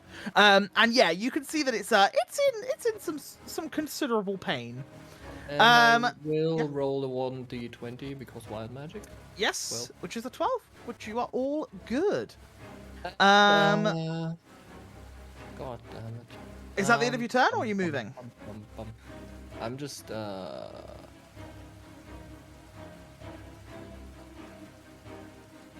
I'm just gonna step there. And as A you bit away. step away from the Oh creature, God, it has as it has a freaking 10-foot reach. radius of attacking, it does swipe with its claw towards you Thank you. for a 12. Which misses? No. 12 hits? Uh-oh, that's a yikes. You take 10 slashing damage as its claw racks out towards you and cuts across your chest as you run. Is that the end of your turn? Yeah. Okay. Andros? Actually, Oh, sorry. Can Yeah. I have Olaf? Olaf, as I run away, kind of run in the other direction? Nah. So Yeah. Olaf would have been like there. Yeah. So I would like him to go, I guess, here. That's I 20 can foot. move him, right? Yeah. Oops, sorry. Yeah. That's all right. Yeah, and just have him He stay can there move for now. 30. Well, since I got hit, I kind of tell him stop. And Okay, yeah. sure. Yeah, and then we want Kada out as well, don't we? Yes, yes. We'll put Kada like here. Is that good? Cool. Andros, seeing his three good friends all just take a bit of a battering, typical Andros fashion, he runs at the creature, and I think he would go straight in with the rapier attack to try and get some damage off on this. So we'll go for this, which is a 9 plus a d4 wouldn't matter. So he unfortunately misses as he pierces towards it, but then with his offhand dagger attack. I think you're doing it hidden. Hmm? His role is hidden somehow. No, never mind. I'm dumb. I didn't see it. All good, I- no worries. No worries. Yeah, as he then stabs with the offhand, this bit. Oh, a d4 added to that, I think, is a guaranteed hit. Because it is, yeah. So, yeah, that hits as he manages to do 7 points of damage to the creature. Not as much as he'd hoped, but, you know, he got what he got. At the end of that, Arcturus, you are up. Yay. First of all, I'm gonna take some distance. Just standing like here, behind Erhard. You got me covered, buddy. When And I will say, if Erhard hadn't have moved out of the range, his reaction wouldn't have been spent, and it meant you would have then taken it. But luckily, know, Erhard took yeah. it for you. So thank you again, buddy. First of all, I'm gonna use my first Eldritch Blast on the creature's eyes, Go for it. aiming for the eyes, Yeah, as you fire the Eldritch Blast towards him. which is 21. That certainly hits. Yeah, bam. Turn 1, it hits him in the side of the head, and he like snarls and snaps the head back towards you. And And then the next one. from here, can I see the area that the acid damage burned away? Yes, yeah, it's Yeah. like all across the chest. Yeah, so I'm aiming for that as well. Go Which is for a it. 9. And as it but- goes, yeah, as you fire, unfortunately a d4 won't be enough to add it up, but as you fire the Eldritch Blast, its shoulder blade just gets in the way, and it kind of like, you see a scorch mark, but it doesn't go through the hide itself, as the blast does hit it, but yeah, just not enough impact. Yeah. Anything else you'd like to do? You still got a bonus action if you want to do anything. Can I ask Kada to attack? Or is it an Yeah, action? you can, I will say you can ask Kato, you can be like, hey, get in there, sure. So I'm gonna ask Kada to fly on its back and use a sting on it. Okay, are you okay rolling for that, or do you want me to do it? 24. Great. And, nat 20, yes, okay. And the target must succeed a DC 11 Constitution saving throw, or he will Okay, be poisoned Kada. for 1 hour. It just passed, God damn it. unfortunately. But yeah, click the word sting for me in the chat box, and it will roll the damage for you. The red word above pseudo dragon. Yeah, you got it. Nice. 6. So 6 points of damage. As yeah, it pierces in, and it kind of like looks back and sees it, and you hear in Draconic saying, "Fighting for the wrong side." As yeah, you see little Kada flying around, and this creature is getting a little peeved that you also have a little dragon. And that's the end of my turn. Yeah. Okay. At the end of that turn, the civilians sprint. Now there's a dragon in their way. A lot of them run the other way. As they all just start running for their lives. 15. He's out of there. As, yeah, literally they're just all beelining it, trying to get to some form of safety.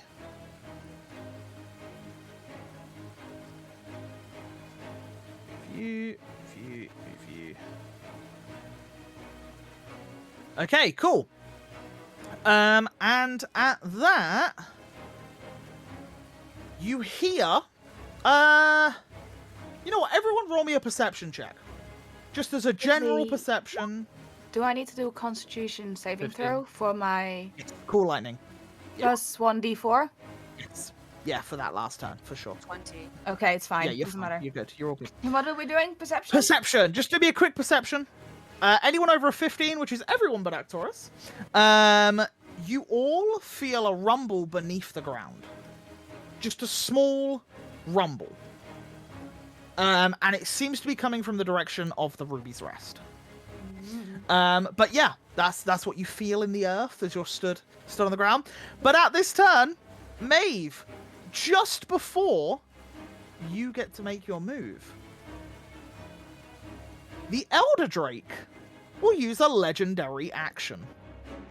As the Drake will swing its tail once more into the air at Ondros for a 16, which I think just hits him, as he deals 7 bludgeoning as the tail slams into Ondros, and Ondros like holds it and then like throws it off, but you can see like it's taken its toll, and you can see like in the ground and the stone it's cracked beneath Ondros slightly, as like his whole spine and skeleton has just taken some force damage from the tail. Now it is your turn, Maeve. Thank you. And I shake my head at this Drake. Okay. As my quarterstaff once more hits the floor, and where the lightning had struck before, it now shoots across over to where the Drake is now. Yeah. And another dex However, save. Oh, I will step back. Oh no, actually, no, I don't need to. He's big he's enough. big. He's big enough. He's big enough, He's doesn't much matter. big enough. Yeah. Dexterity saving throw. Dex save. Let's see. A natural 20. As it hits off of him, and he almost braces himself for it this time. And as he does, it like shoots down the spine, and you see it like hit into the floor, and he just snarls, and some more of that soot and like ash and smoke comes out of his nose as he just growls in your direction. As he only takes, unfortunately, 7 points of lightning damage. Okay. And annoyed, I look at him, and my eyes flicker to that of a snake, as then slowly my body starts to transform in that of a giant constrictor. Nice. Okay, do you want me to drag it on for you, or are you good? Please, I will drag myself up. Hang on. Which one is it? The snake? Constrictor. That one? Constrictor snake. Oh no, not that one. Not that one. The other one. Wait, I gotta find it. Constrictor. There we go. Watch as she turns into a worm. That's not it No, either. Giant constrictor. There we go. There's so many constrictor snakes. God damn it. Yes, as you then form into this large, very long snake beside it. That is your action, I believe, to do the lightning. Yeah, and this is And your bonus boat. action. Yeah, perfect. Are you staying where you are? Yeah. Okay. At the end of your turn, the tail slams the other side where the snake is. And it will use another legendary action. Maeve, this is on you. A 12. I don't think that hits. Let me grab my. No, it's 13.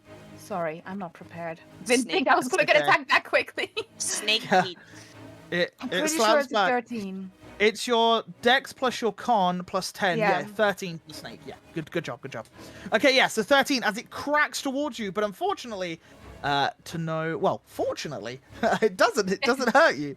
Shion, you're up. As I see my comrades getting hurt, I just grab my chakrams like a little closer, and the same runes start to glow again. And I suppose they are also starting to glow on the thingy again. And I just say, like, you're nothing. You're a little lizard. Look at what we got. go away, go back to where you came from, you have no business here. And I use maddening hex on it as a bonus action, which I'm gonna plop it right. So I cause a So psychic many hexes.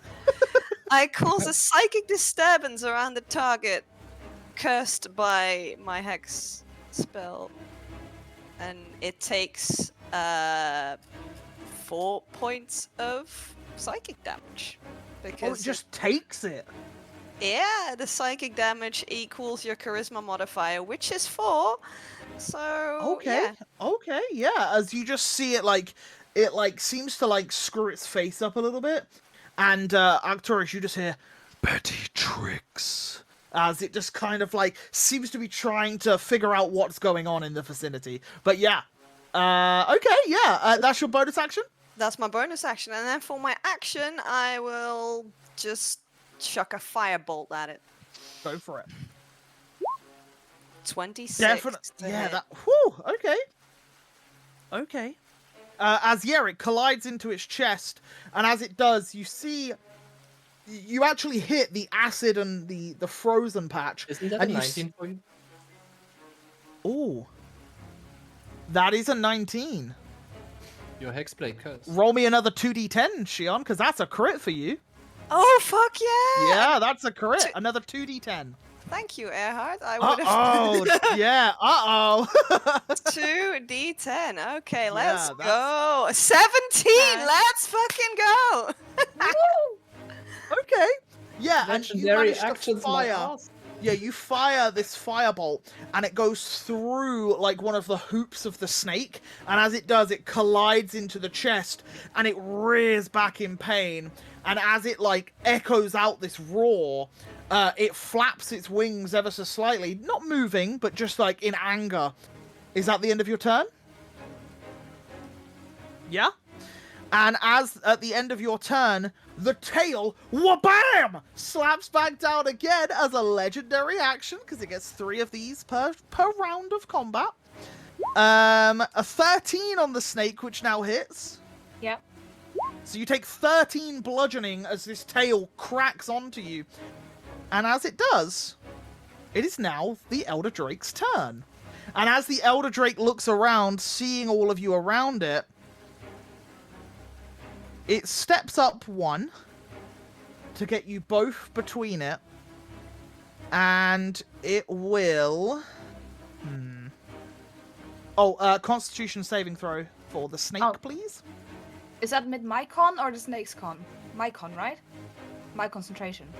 Yeah, your concentration. Yeah. So confusing. Yeah, so it does that.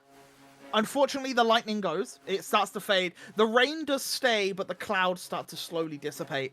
And yeah, as that happens, it will... Yeah, it's going for you, Maeve. You've been firing lightning at it.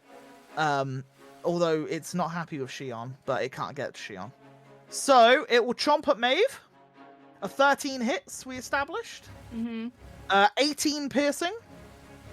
It will then rend with one of its claws. A 21 at Maeve. For 12 slashing. As it just starts to go in. And then its tail will once again slam backwards to Ondros. For 10 missing. At that, Erhard, you are up. So, Maeve, that was 30 points of damage total. Yeah. I think I'm just gonna fling another chromatic orb. Just Go for it. another level 1. What damage type you going for this time? God damn it, I will cast a lucky on that one. Use the lucky, you know what I mean. Okay, yeah. Go for a lucky, not a problem. Roll again. Turn auto go somewhere else. Oh no, roll the whole thing. Sorry. That's okay. No, 14's fine, because 14 plus 7's 21. Not a problem. So yeah, a 21 would hit. And what type of damage was it, sorry? Acid. I think Another I will do acid? again. As this time it And then I hits will like... do another wild burst as well. Okay, not a problem. Yeah, as this time it hits like its back left leg, and as it does, you can see all of the hide starts peeling back, and there's like flesh and a piece of bone you can now see like protruding as it's just melting away at the skin. That's And a what thunder type? damage. 5. Thunder. As somehow, as it peels away, just a boom erupts from within it, and this like thunderous noise as you do an extra 5. Is that the end of your turn? I step behind the building. Okay. Yeah, you were far enough away. Just had to check. Okay, at the end of your turn, it starts to beat its wings. And as it does, it will use a legendary action. It will use Draconic Whirlwind, as I need everyone within 15 feet of the Drake to make a dexterity saving throw, please. So that includes... How does Olaf do a dexterity saving, sorry? That's Olaf, just click dexterity. Olaf, Kada, Ondros... Yeah, Shion's just out. And Sneck. Okay. Olaf be Would I not be extremely heavy though? Unfortunately, it doesn't matter. Okay. You get knocked on your back. You're like, like a Oh. turtle. Yeah. That's... Oh, Ondros. I'm Ondros. Hello. Hello, Andros. Ondros, hello. As Ondros keeps on his feet, but everyone else falls over. All of you are considered prone, and have disadvantage on attacks while you are this way. It costs half your movement to stand up, and the creature flies 15 foot into the air with no reactions taken against it. So as it is now 15 foot into the air, it will then fly... Also, the ones that are still standing don't get the reaction? No, you're right. Yeah, sorry, you are right. Ondros? Ondros gets to attack. Everyone else is prone. There's no damage taken for it. You're just knocked prone. And it will fly to here. Because it can move 50 feet. So it'd actually be there. There you go. As it then flies to the other side and lands beside Shion. At the end of... That's the end of your... Oh, Ondros gets to attack. Brain. One attack. Hiya! A 16 is just That's short. bless. Oh, no, never mind. No more First bless, it's turn, gone. first Yeah. turn. Unfortunately, 16 is just under what you need to hit the creature as he reaches out but not quite get the grasp on it. Ahad, it's the end of your turn. Ondros' turn. Ondros will run to here. He doesn't have any more movement, does he? No. What would Ondros... Oh! Dash bonus action. So he gets in range of it, and he'll stab again. 24, let's go. So he does 18 points of damage as he pierces into the creature's hide and pulls back. And at that is the end of his turn. He will use his final legendary action for this round to make a tail attack against Shion for a nat 20. Uh-oh. Ruh-roh. Shion, you take 17 points of bludgeoning as this tail lifts into the air and cracks against you. You're not concentrating on any spells, so you're good there. Yeah, that's it. Arcturus. Yay. I'm gonna use my movement to stand over here. While again relying on my trusty Eldritch Blast. Again, so Go for it. the first one is 19. Oh, yep, that hits as it collides into the creature's side. The next one is 10. Unfortunately missing, I'm afraid, as it goes wide as the creature like steps to one side and it just goes underneath the beast. Is that the end of your turn? My turn, yes. Kada's, she has like, she's prone, so she is Half movement to Half stand movement. upright. Yeah. yeah. So I'm gonna ask her to be in attack mode, so like there should be right. Yep, not a problem. That's the end of my turn. Yeah, and as you send Kada up and the rain becomes lessened, you see a figure. Oh, wait, no, before you see a figure, you see the civilians keep running. Because they're like, no, let me out of here, please. They run this way. They get out. They get out. They get out. All the people's run by like one guy. No, two guys. And as you see this, you start to see a figure. Not just one figure, but multiple figures walking out of the Ruby's Rest. Firstly, you see a woman with blonde braided hair in jagged red armor and a cloak of fur over her shoulder. You see that she is dragging a colourfully clothed gentleman from the Ruby's Rest, which all of you notice is Kingston Bernardo. And behind them, and behind Kingston, you see a balding gentleman wearing dark clothes and a blue scarf exit the Ruby's Rest. Is he You still can alive or is see- it just Kingston's cool? Kingston is alive, but he looks pretty beaten. And as they step out, she drops Kingston onto the floor into a puddle beside her. She looks over to you all and says, "Well, well, isn't this interesting?"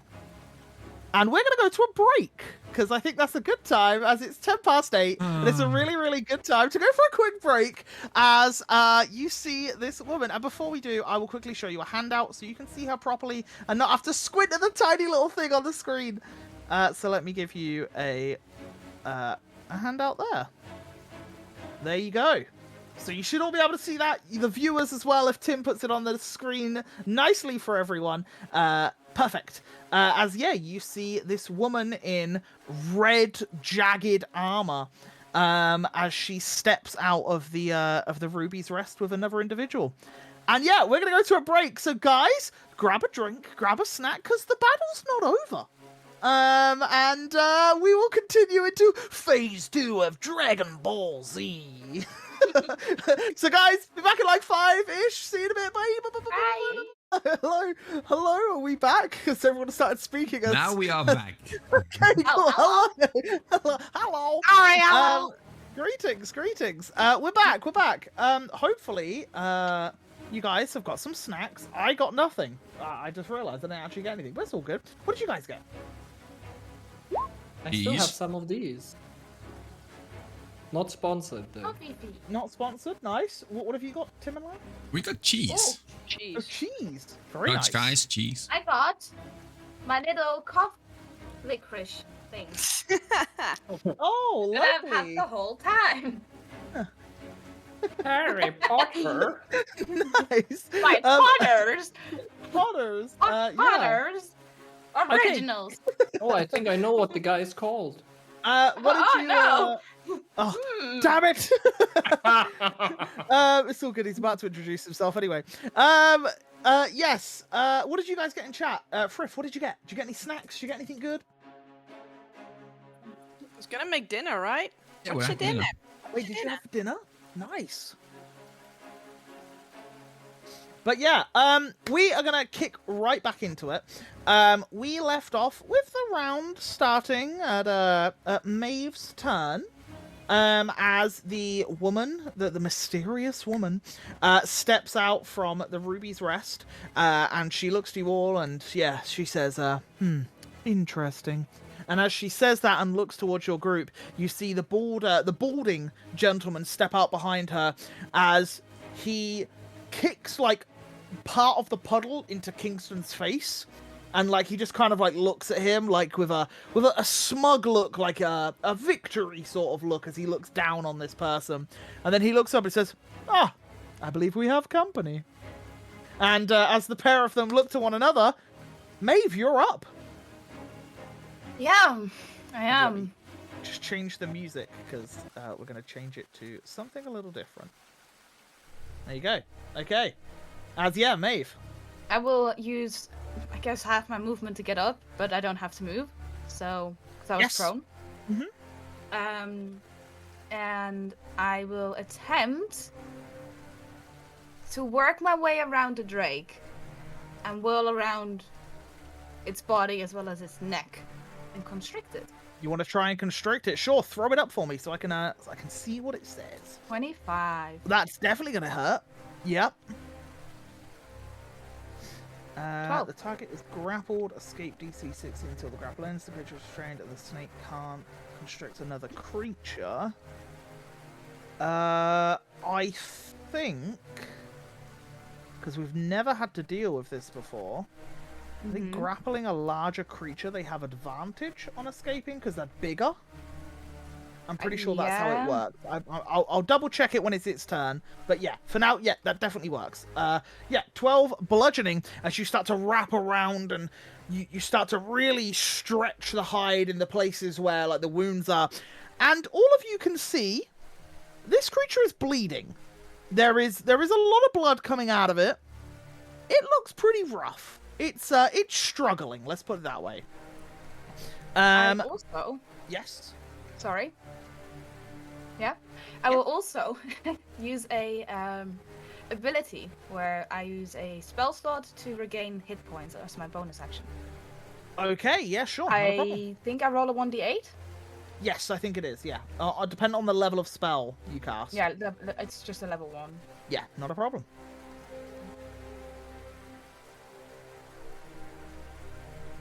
Seven, so you regain 7 hit points. Nice. Yes. At the end of that, Shion, you are up. Yeah, so I hear a voice, but there's literally like a big ass Drake in between me and the. So I have no idea, and I'm like, yeah, whatever. I'll just keep focusing. Yeah, I would say you could probably see them between its legs because of how big it is, but you probably don't get the whole picture of them. You just see like some legs and some arms. A bunch of feet. Yeah. No. Yeah. So yeah, no. Sorry, man. I got something else to do, and I'm just going to repeat what I did last time. I'm just going to just shout profanities at them. Like they're getting increasingly, I don't know, not vulgar, but sting them a little bit. Yeah. And I use my maddening hex again as a bonus action. Go for it. And that does 4, is it? It's 4. It's just your charisma modifier. Yeah, so not a problem. 4 points of damage. And as your action? Seeing as I'm standing next to it, I don't know where the bleeding is, but I'm gonna plop my chakram right where it's bleeding. Yeah, it's got a big nasty patch on its back hind leg and on its torso. So either side you are of it, you can definitely hit something. Go for this also. Go for it. 21 for 9 damage. That's gonna hit. That's another crit, is it? No. Cool. 9 damage. Okay, and at the end of your turn? Or are you moving? No, I don't want him to have attack of opportunity. Okay, you hear some footsteps in the pitter-pattering of the puddles start to walk over in this direction. And you...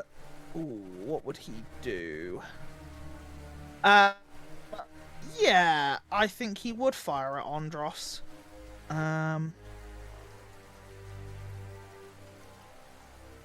Yes, so he will fire a crossbow bolt towards Andros, which is at advantage because of pack tactics. Luckily, because, my word, he'd have missed otherwise. For 9 piercing, as this crossbow bolt embeds into Andros' shoulder, and you just hear from behind the dragon, Ivan Twiller. They call me the Fence. I would say it's a pleasure to meet you, but you're rather ruining my day. And you see him pull out another crossbow bolt, and he slots it in, and he pulls back the wire with his, foot, and as he does, he lifts it back up. Right. Would you mind just fucking off? As he stands there in the rain, and the pitter-pattering around him. At that, it is the Drake's turn, which very angrily, yeah, it's got to go for Maeve, because Maeve has been a pain in its side. So it chomps down towards Maeve for a 25. Does it not have to do its DC first? No, it is a choice to break out of it. So it would be at disadvantage, so it's still a 25. It can attack... Yeah, so it can attack or try to break out of it. If it stays in it, it's at disadvantage because you restrain it. Oh, so, okay. Yeah. So it will choose to let you wrap round it, but it bites at you round it. Okay. Yeah. So you take 15 points of damage, and then with one of its claws, it tries to rake at you around it as well. to just try and get you off of it. 17? Disadvantage. An 8, you are correct. And then it will do its... I'm pretty sure it gets a tail attack as well. Yeah. It will then do its tail attack. It can't choose the same target. And Shion's been annoying, so Shion, 19 to hit. Okay, you take 12 bludgeoning as the tail smacks down onto you, right next to you. Yeah, and that is the end of the Drake's turn. You then hear metal or hide on stonework as this individual begins to walk around. And you hear her say as she approaches, Vakul. And then in Draconic, she says, are you okay? I think you should pull back from this one. And she draws a sword, and as she does, you can see that there are these draconic scales around the hilt of the sword. And now you've got closer look, Shion, as you're like fighting this and looking to your left, seeing her. You can see her whole armor is made from the scales of a dragon. And as she looks towards you, she holds up the blade as you see a draconic eye in the hilt of the blade. And this beam of fire shoots out towards you as she casts Firebolt. Just a cantrip, don't worry, not like power word kill. You're all good. Firebolt, not bolt. Bolt, yes. Yeah, okay. But it goes wide and it actually misses you as you like duck to the side and it like flies down the street a little bit. And she just looks at you with like a smug look. Begone. We have acquired what we need. No. And then it is Erhard's turn. But before Erhard's turn, can the Drake do this? It's restrained and grappled. It can attack at disadvantage, but it can't flee. Okay, it will use its tail attack to attack Maeve, because now it is gone for somebody else as its legendary action, which is a nat 20. For a total of 16 bludgeoning damage. As well? You're right. I keep forgetting. Nine. So smart! Yes! Good job. I'm glad you're here. There's just too much going on. Well done. Okay, yeah, as it tries to hit you, but you like squeeze the body tighter and it just like the tail goes limp. You don't actually hit. Yeah, awesome. Good. Ahad, you're up. I guess I kind of perceive the commotion through Olaf or something. And I step around the building just to have a look. And I see everyone closely pressed and God damn it. I guess I will have to... No, actually I don't.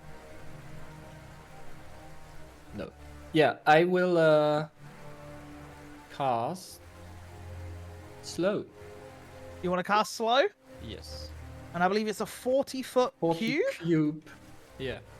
So all Um, the 3 targets that I can, see. Wait, how does a 40-foot cube work again? Oh my lord. That, yeah. Physics. Yeah, and you'll push it back once it Something doesn't like hit. that, Yeah, yeah. that's So fine. Whatever's within there, up to 6 targets, and those 3 targets are slow. effect. Okay, so all 3 of them. So what Wisdom saving save? throw. Wisdom. Thank you very much. And what's the DC? 15. Okay. The Elder Drake pushes through it. Doesn't get disadvantage on that, I guess. No, unfortunately, it's wisdom. Yeah. If it was dexterity, then it would, but unfortunately not. Ariel, or the mysterious woman, it is wisdom, did you say? Yeah. Ooh, she's not that good at this. Fuckers. Lucky. She gets a +1. Can I... Wait.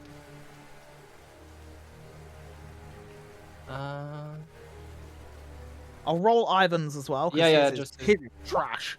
Yep. Ivan's like. Yeah, the nice little burst of the bubble. Yeah, as the bubble pops. Is that it? Yeah, it's okay. It's a 4 Okay. attacks. I was just wondering if I can do Not a something problem. lucky. Never mind. That's absolutely fine. Is that the end of your turn? I just kind of... run! And I just go back around the corner. I also need you to roll me a d20. Yes. It's gonna happen one day. 16. Not today. Okay, I'm gutted. Andros.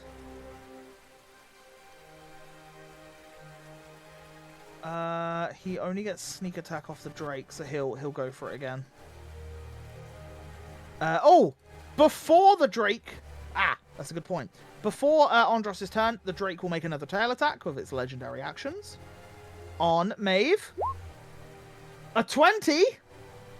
Even with disadvantage. For 9 bludgeoning. Reducing me down to 0. Oh, okay.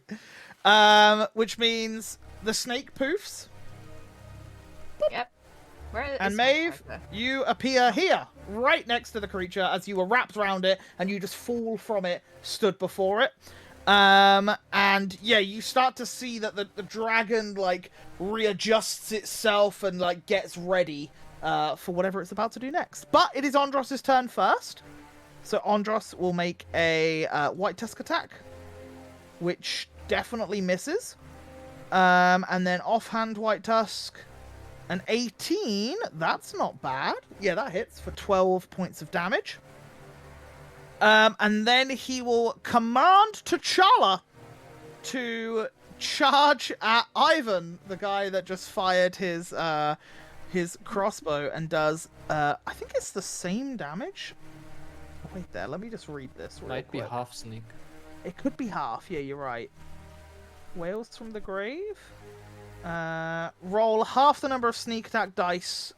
Yeah, okay, so it's rounded up half of it. Okay, so 2, and it'd be a 2, so 6 points of damage on him. As you just see T'Challa come flying over and just backhands Ivan as he's just like, it's like slow motion, like Ivan, just like, what's going on? But that is the end of Andros' turn. No, it's not. 5, 10, 15, 20, 25. He would put himself between 2 targets because it's Andros. Arcturus! Before you get to go on your turn, the Drake will use its final legendary action of the round and go for Shion. No longer at disadvantage, 24. Yeah? 13 bludgeoning as the tail smacks down on you once more. Arcturus, now you can have your turn. Yay! Yay! I walk forward with the rest of the group, while you hear a very deep voice from my mouth. Everyone probably would not recognize that, but I am saying in Draconic, "You dare to attack this city, dare to attack the civilians. We, as protectors of the city, demand you to stop." While I'm loading up my Eldritch Blast again, hit the break. Again. Do you fire or do you wait for a response? I'll wait for a slight response. We only attack those that attack us. Can I respond on that, or is that like Really quick. Like super quick. civilians didn't do you harm? That's why I fire the Eldritch Blast. Okay, and then you fire. Just Go 24, for it. hitting for 13, Yep, that hits. and the other one will be a 16, hitting for 12. 16 just misses, I'm afraid. It's just under the cusp. As, yeah, it fires and hits off the hide once more. And you can see that the Drake is panting. It looks real bad. As I have a one action to go, or like... Your bonus, which you can command Kader, I believe? Yeah, I just say in Draconic attack. And from the shadows, flings Kada. Little Kader. Go for it. Performing a sting, which is a A 6. 6, unfortunately. And as it goes wide, the Drake rears up and, like, it breathes like a heavy gust of like breath towards Kada, which just puts Kada a little bit off course and misses. Yeah. Yeah. Awesome. Okay. That will be the end. That is the end of your turn. At the end of your turn, Ariel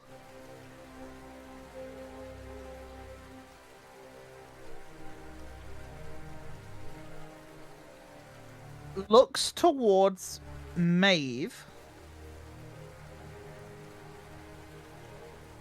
and as you see Ariel look at you for a split second, the eye on the blade shimmers to like complete black, and then you just see like the faintest fire. And I need you to make me a wisdom saving throw, please. Okay.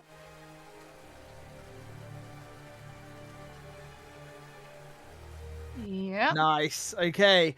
As in the fire and in your head, you begin to see your mother's house set completely on fire, burning, and the screams of a woman and child from within. And as that fear builds up inside of you and you begin to lose control, you breathe and you manage to break whatever frightened or fear condition she was trying to put on you. You have your turn. As that was one of her legendary actions. It's gonna be really stupid.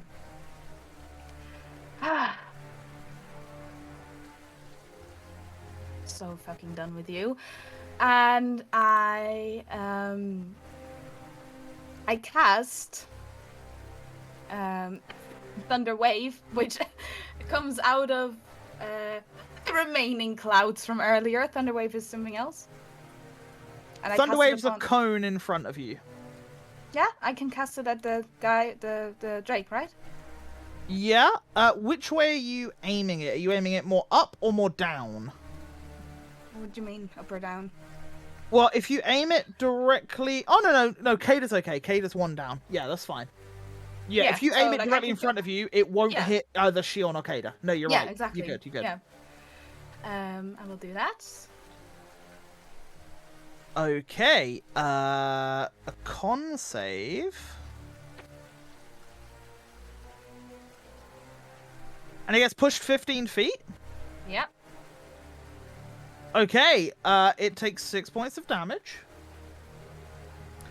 Yeah. Does that cause opportunity attacks for people? No. No, because it's forced movement. I'm just going to move Andros there so I can then put him on top. There you go, that's where he was. Now that that's out of the way, I make eye contact with Ariel.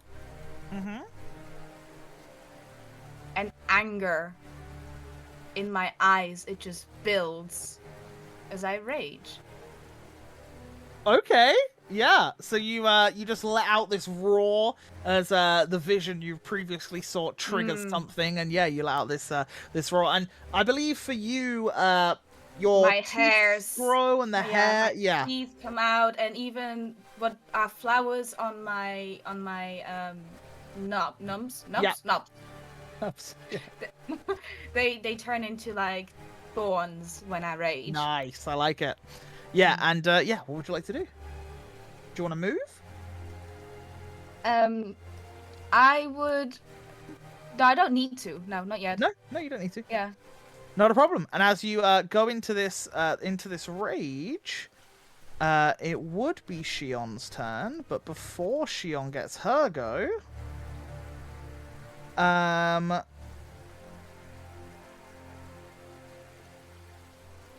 no, she won't. Yeah, Shion, sure go.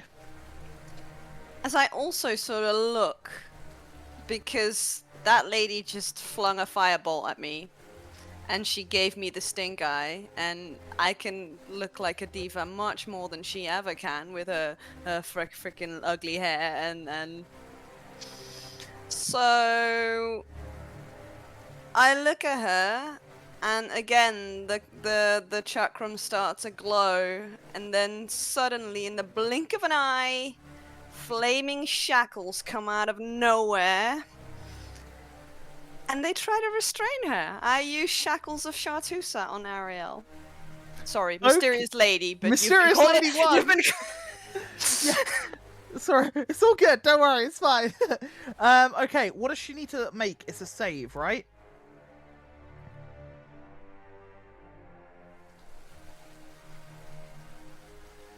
You're muted. You're muted. Sorry. You're good. A strength. Strength saving throw against my spell save DC. Strength so- saving throw. Okay. I regret to inform you, this is probably her best stat. The But- armor sort of gave it away, but yeah. But we can try. What's the DC? 15. You're gonna want to pray for A nat 20.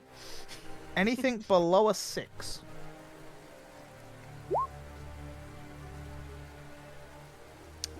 Or she could roll a 19. Wow. Yeah, as the shackles reach out and latch around her arms and legs, and she looks up and smiles, and literally with just the slightest movement, she pulls on the chains and they just snap before you. I believe you still do the damage. Yeah, she still takes the damage. Yeah, she takes the initial damage. So, you do start to notice the fire swirls around her and goes into the eye of the blade. And the blade ignites. So she takes half damage from the fire, which is 4. And then she takes 7 from bludgeoning. And as the flame goes in, like half of the fire that was around her goes into the blade just ignites with your flame, and now there is a blue flame on her sword as she looks at you. Lovely. Is that the end of your turn? No, meanwhile, my curse is still ongoing on the Drake, so it still takes 4 points of damage. Okay. Okay. The Drake falls limp as it had 3 hit points. Let's go! As you glare towards the creature, and just with a stern look, the Drake rocks back and forward, and you see this mysterious woman look towards it, and she just says, "Vakul? Vakul!" As the creature falls face down into the puddle.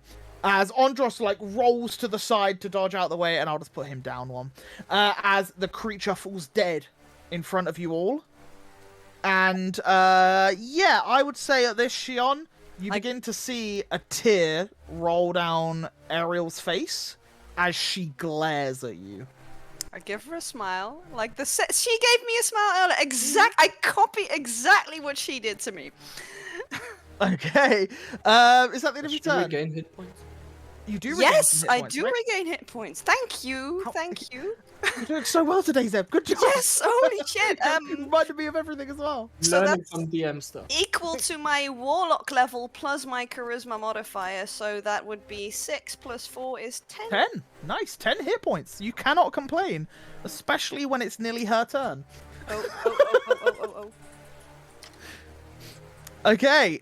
Is that the end of your turn? Yeah, that is. Brilliant.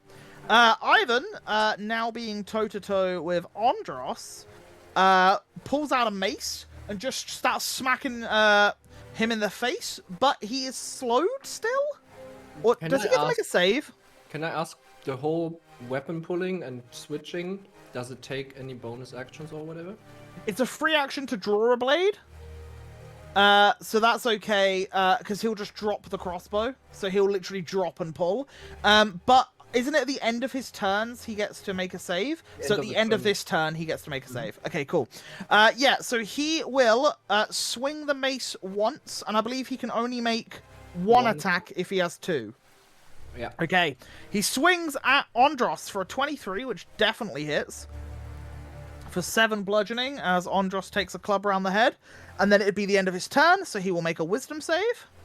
For an 11, which fails, so he is still under the effects of slow. The Drake is dead, which is a yikes. As Ariel rushes towards Shion, screaming in a fit of anger. And this is gonna suck. You see the blade. The blade itself is a completely black metal all the way up, but now there is this blue fire burning through it. So attack number 1 is a 14. 14 is my. That sucks. So that hits, yeah. But you take 8 slashing and 6 fire damage. And at that, the flames go out. And then she will make a... Yeah, you're within range. You then see, as she reaches behind her, you see a whip of, like, scaly thorns comes out. And Maeve, as she looks towards you, she flings the whip towards your direction. And that is a 20 to hit. You take 8 piercing as the scales shards stab into you. Rage. 4 because you're raging, good job. And you are considered grappled, so you have 0 movement currently. As she holds you in place, and she's got the blade attacking you as well. At the end of that, yeah, that's her turn. Yep. Okay. Ahad, you're up. Okay, I will tell Olaf to get up because I totally haven't done that yet. He's just been like a possum, just pretending to be dead. And I'm sorry, Shion, but yeah, I will tell him to go over to Maeve and use the touch haste, right? Is that a touch? You're gonna cast oh, it's the not spell. a touch. It's not a touch. Oh god, You can do it from damn it! range. It's a freaking. Never mind. I thought of a different spell earlier. Let me. You're gonna How do I poke do your head that? around the corner. How do I do that movement stuff again? I totally. It's don't. all good, that's 10 anyway, foot. it doesn't matter. 4. Yeah. 20 foot. 6. 30 foot. Right. There you go. Oh, And she's right. just in range, Just yeah. in range. And you so I will cast haste upon her? haste on, Nice. Maeve. Okay, yeah, and as you cast haste, let me just check something. Okay, she doesn't have counterspell. I just thought I'd have a little look. No, she doesn't. Yeah, and as you cast haste on Maeve, your AC increases by 2. Your movement speed is doubled. And you have advantage Dexterity saving. on dexterity saving throws, and you get An 1 additional additional melee attack. And an additional action, and the action can be used for Melee dash. melee attack, dash, disengage, hide, use, Yeah. an object Yeah. act. There you go. Okay. Awesome. Okay. Ahad, is that And the that end is of your turn? for a minute. And I will roll d20. Yes. Well, it's getting closer. It is getting closer. It's going to happen one day. At the end of that, Andros would... He's kind of locked in combat, but... He can't take a reaction when he's slowed. Right? You're correct. He would then break away and run to the aid of his allies. So he will run over here, because he also gets sneak attack if he hits. He will stab towards her, definitely not hitting. And then try and stab with the offhand, which definitely hits. Okay, that's a whirlwind.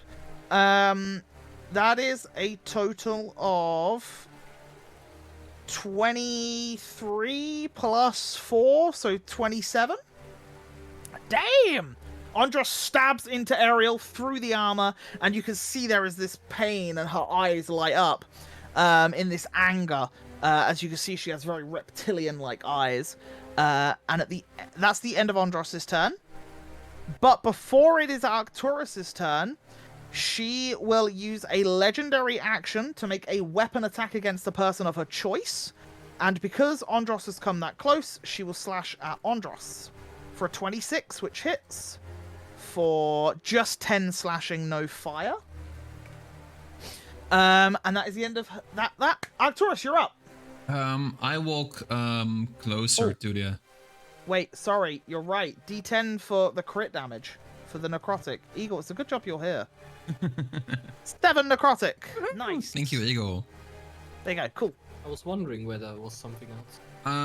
I walk up to between the two of them, while all were also saying in Draconic, "You already lost one friend. You want to lose your other?" While I'm aiming my Eldritch Blast on the friend, yeah, the bold guy, waiting for a reaction. You say that to her in Draconic? Mhm. As you say that, you can see, or everyone around her, I'd say the only person that probably can't is Erhard, and maybe Maeve's a little too ragey to notice. But she's in floods of tears while she's fighting Andros and Shion at the moment. And she says in Draconic, basically the curse word for bastard towards you, as you shout this out to her. So I'll fire one Eldritch Blast. Yep. 22, hitting for 5. And that's on the man? On the man, yeah. Okay. Yeah, he gets hit, he's like, ah! Like, it's very slowed. Can't really do a lot. I look at her again, and also in Draconic. I'm not warning again. Waiting for a reaction. I would say she's kind of spent her reactions in responding. So, yeah, it's up to you. I'll hold my second Eldritch Blast. Okay, cool. Not a problem. I'm gonna move Keda a bit closer to the guy as a threat, not as Okay, an yeah, attack. with the stinger out, like, Yeah. ready. Yeah, that's the end of my turn. Yeah, not a problem. At the end of your turn, you all see a figure come running around the corner. Which some of you will notice, probably Arcturus, Andros. You notice Winters sprinting through the streets trying to get back to the requisition. And I would say, because I forgot to do it last turn, Kingston Bernardo has crawled 10 feet covered in blood through the streets trying to get away from this onslaught. He's just crawling through like the puddles, and yeah, he's just soaked right now. But yeah, he's crawling away. Maeve, you're up. Actually, before your turn, she will make a legendary action weapon attack against Shion. A 13, which I think misses. It does. As she Misses, yeah. clangs down towards you, and you put the chakrams up to block, and you manage to just push the blade away from you. Yeah. Maeve, you're up. I need to ask a logistical question before I can start my turn. Mm-hmm. Being grappled by a whip and shapeshifting. How does that work? It depends on the size of the creature you become. Larger. As in the one size larger? I would be larger than I am now, so I'm gonna go from medium to large. If you go to large, you would have advantage to get out. Okay. And can I walk towards her? Your It's a speed whip. is 0. Okay. Yeah. Okay. You're basically locked in, like, you're like, you could, like, waddle, but that's about it, Okay. really. Yeah, I you're just needed to understand the restrained. logistics. No, you got it. Okay. I look at Yeah. her. You want to play with fire? Huh. And my body starts shifting, and cracks of skin open up as they burst out, and magma is underneath it. And fangs grow further, and hair grows more, as a magma direwolf is now restrained by a whip. Yeah, okay. Let me drag... Oh, it's so hard to see with the little images. Second one down. Okay. Yeah, as the magma wolf rocks up... Yeah, there. You got it, you got it. Yeah, as the magma wolf comes up, you are still hasted. Yep. So you've still got your +2 to AC, super speedy. But to get out of the grapple, you have to spend an action, and it is a strength check. Correct. Which, as you are raging, you have advantage. Yep. and because you're a size larger, which you break through. Okay. Yeah, as you manage to pull back and the whip retracts to her. And yeah, you are now free to move, but you only have one hasted action left. And I will. This puts me in range, right? Yeah. And I will bite towards her, which I will get advantage of because I have allies within 5 You feet. will. Yeah, so you get one bite attack. Go for it. Sorry, I have like multiple sheets up. That's all right, no worries. 18. An 18 just hits. I also yeah. need a strength saving throw, if it's even worth it, of 13. Okay, she's probably going to succeed, but we'll see. She will use her legendary resistance to overcome that. Okay, so that's 16 plus the... Well, I don't know about the fire damage, but it's +2 of rage as well. Okay, so it is 12 piercing because of the +2 rage. Mm-hmm. And then it's half of the fire, and you see your magma flow around her, go into the sword, and the sword sets alight once more. Yeah, but she is not prone because certain creatures have legendary resistances, which allow them to overcome things that they fail. So she has chosen to use one of those to overcome it. Okay, is that the end of your turn? That will have to be my... Yeah. And I think she has one legendary action left. And now that the sword's on fire, that makes perfect sense to attack Shion.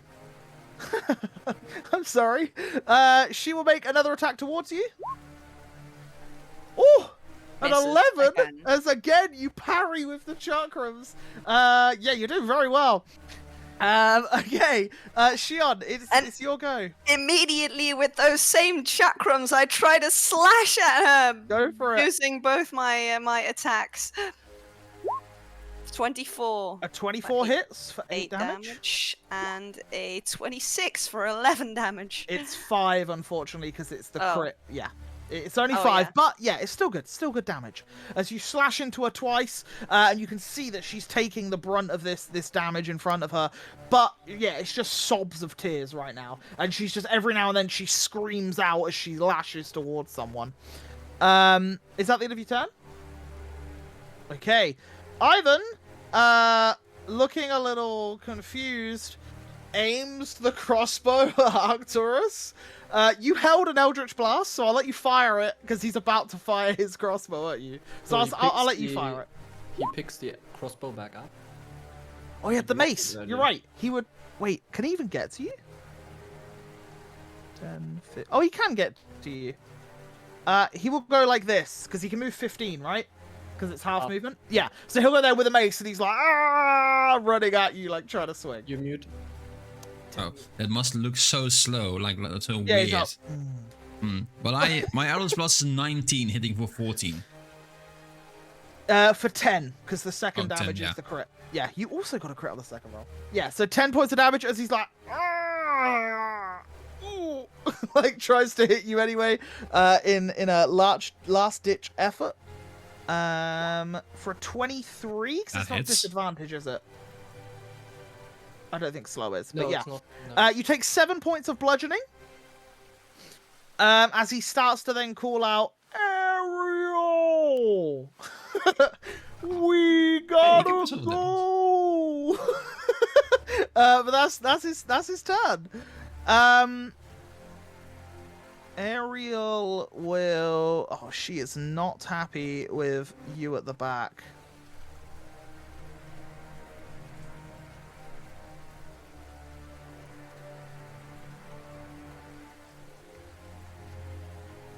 Would she...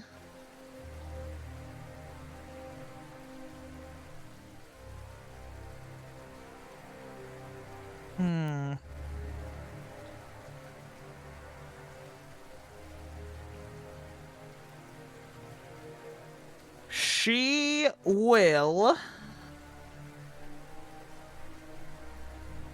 You're just not going down, and there's so many of you.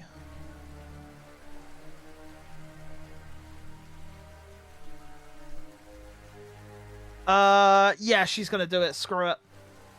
She is going to move down to here. So all three of you get an attack of opportunity against her. I'll do Andros. Is it also me? No, not you, unfortunately. So Andros's hits for a total of, oh my lord. The bite baby. unfortunately just misses, I'm afraid. But yeah, so that is 15 damage from Andros, and then 15 damage from Shion. Holy shit, that's a lot of damage. Holy shit. And then you start to see the eye, that the flames on the blade get sucked into the eye, and the eye begins to engulf in a bigger ball of fire as she then aims it towards roughly near where Erhard is. And she casts Fireball as a huge ball of fire flies out of the sword. Where to? Where to? Well, she would target so that she hits as many people as possible, because is it a 40-foot radius? It's huge. Let me check. I think it's 40. 20-foot radius spear. So it's 40 20 foot, diameter. yeah, so she would put it here so that she can hit Arcturus and Andros and basically all of you. So let me do this. I counterspell it. I was waiting for that. Okay. I I just want to say before I forget. First of all, the Ivan would have had a saving throw, but Thank you. he doesn't need it because I forgot that haste is a concentration, so it dropped when I cast haste. So his last attacks theoretically would have not have been spent. Okay, that's fine. Don't worry about it. It's all good. Yeah. Okay, not a problem. In that case, you counterspell. The fireball comes out, and you can see there's like an anger in her eyes as your ability stops hers from casting as you click the fingers or whatever, and the ball just fizzles out. And at that moment, you then see, as a bonus action, a pair of draconic wings unfold from her back as these large 15-foot long, from one side to the other, wings appear. And she looks at you, Arcturus. Let us leave. And I won't kill every last one of you. And she waits for a response. You were the one attacking. Don't come back again, or we will kill you. And she grabs Ivan, and she goes to fly off, and you have an attack of opportunity if you wish to take it, but it's up to you. She's going to fly 10 feet into the air. I don't attack. Okay. She flies 10 feet into the air, and she gets an additional... So she had 30, moved 20. Should have 60. So she gets 20. So she goes 20 foot into the air. So she starts flying up while just grabbing Ivan's scruff. She didn't start her turn there, right? She No. already ran over there. Yeah. Does she get additional? Or... So it would be... So she moved 20 foot. So she would have moved 40 foot. In terms of, because she has 60 flying, 30 walking, so it'd be half. So basically, she has an additional 20 foot of movement that she can move. So yeah, so she gets 20 foot into the air, what with flight, and she's just grabbing hold of Ivan, and she's going into the air. But that is the end of her turn. Ahad? Why are you letting her go? She took stuff, and I will. Honestly. Let me just check. How does chatter work? Enough blood has It been doesn't spilled go in today. there.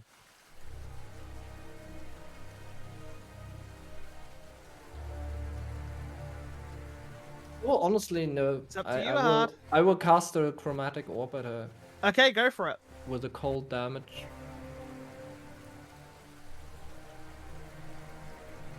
Okay, yeah, that And definitely I will add hits. my wild burst. Yeah, go for it. 3. What And type is that? That is force. Okay, not a problem. As yeah, it hits her in the back, and she just looks over her shoulder towards you, and there's like another glare. And I stand corrected because she's carrying Ivern. It's half movement, so she only moves 10 foot. So she's 10 foot in the air. But yeah, Actually, speaking of distances, I probably need to move closer to fire this. you have like 60 foot, right? Oh, it's 90. Never mind. Yeah, you're all good. At the end of that, Ondros. Would Ondros fire? I guess he would, right? Would he fire? Sure. It caused so much pain. in Eagle, the if you're city. still in He chat, saw Come please, on! please answer He this. saw He the misses. divine It's fine. ward, He like, I fires think it and he would. misses. Isn't that his short sword? Oh, that is a short sword. He's just gonna chuck a sword, like woo. Wait, why does he have that on his sheet? I don't think he has a short sword. Oh, short bow. It's the same roll. It's all good. It's the exact same damage roll, everything. Yeah, he fires. He misses. That is the end of his turn. Arcturus. Other than screaming in Draconic, if we ever encounter again, talk first, shoot later. And I'm not attacking. You just get a nod as she's flapping her wings, going higher and higher. Maeve? I'm raging.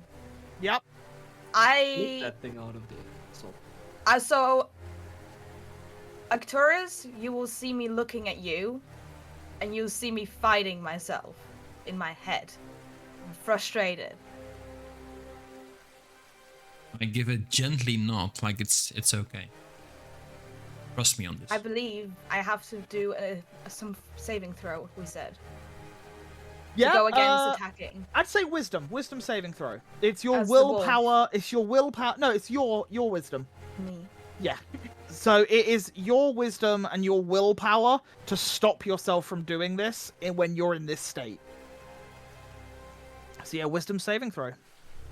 19. I think a 19 you would probably regain control. You're still angry and still raging, but you know maybe you'd let this pass. But it's up to you. You can still attack if you want.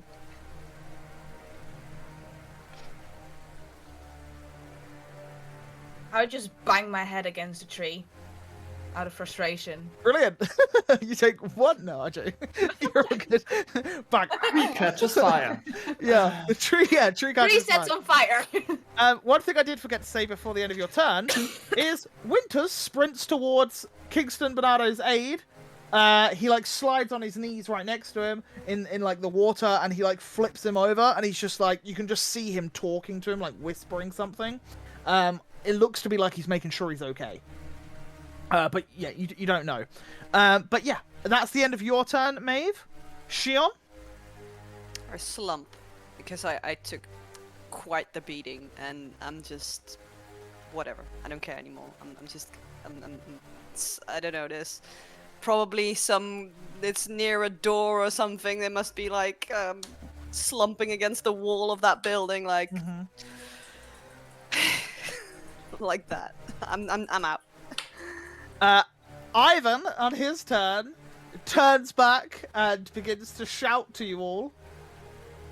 I'd check on your friend. I may have left a knife in his stomach. If you could fetch that for me and return it at some point, that would be grand. As you just see him, like, cackling and laughing, and then you just see a hand, like, slap his head, as Ariel is just like, shut up, like, we're going.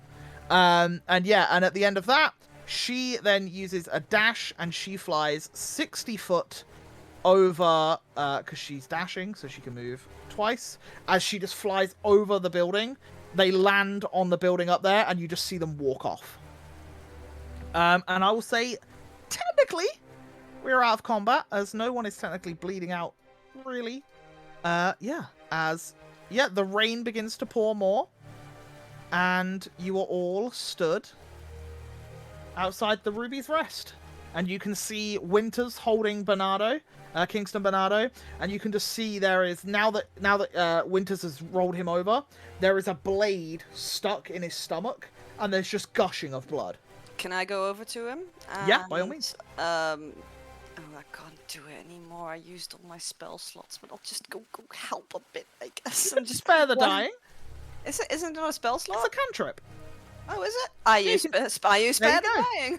You run over, you cast Spare the Dying, and as you cast Spare the Dying, you start to see the wound knits up, and he just falls unconscious. As Kingston is beaten, bloodied, and bruised. And does anyone else go over to this side? I assume Andros would, because he knows Winters and Kingston a little better. So Andros goes running over to see if he can help. Well, yeah, I will also go over just to, be able to actually get any information out of this, because we just let the crucial people. Yeah, and as you do walk on over, I'd say Erhard, Maeve, and Arcturus, as the three of you pass the door of the Ruby's Rest. Maybe a quick perception check as you peer in just to see what's going on. Oh, and I guess also I will just have Olaf go on my shoulder. So, Yeah, no worries. all that. You guys are doing really well. Erhard!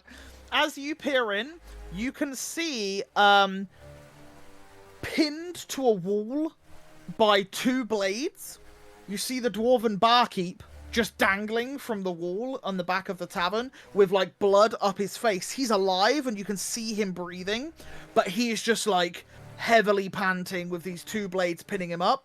And you can also hear the groans of another person in there who seems to be pretty beat up or whatever. But yeah, you can hear that people are alive in there, but yeah, it doesn't look great. I will share that with the rest of the party. And I'll just go over and cast Spare the Dying wherever necessary. Yeah, you cast Spare the Dying on Kingston, and his body kind of relaxes a little, and Winters looks up to you and he says, do we know what happened here? What is going on? I heard that the Drakes had attacked us, and why was Ivan with the Draconic woman? Oh, we Well, were they trying to clearly work ask the same with Kingston.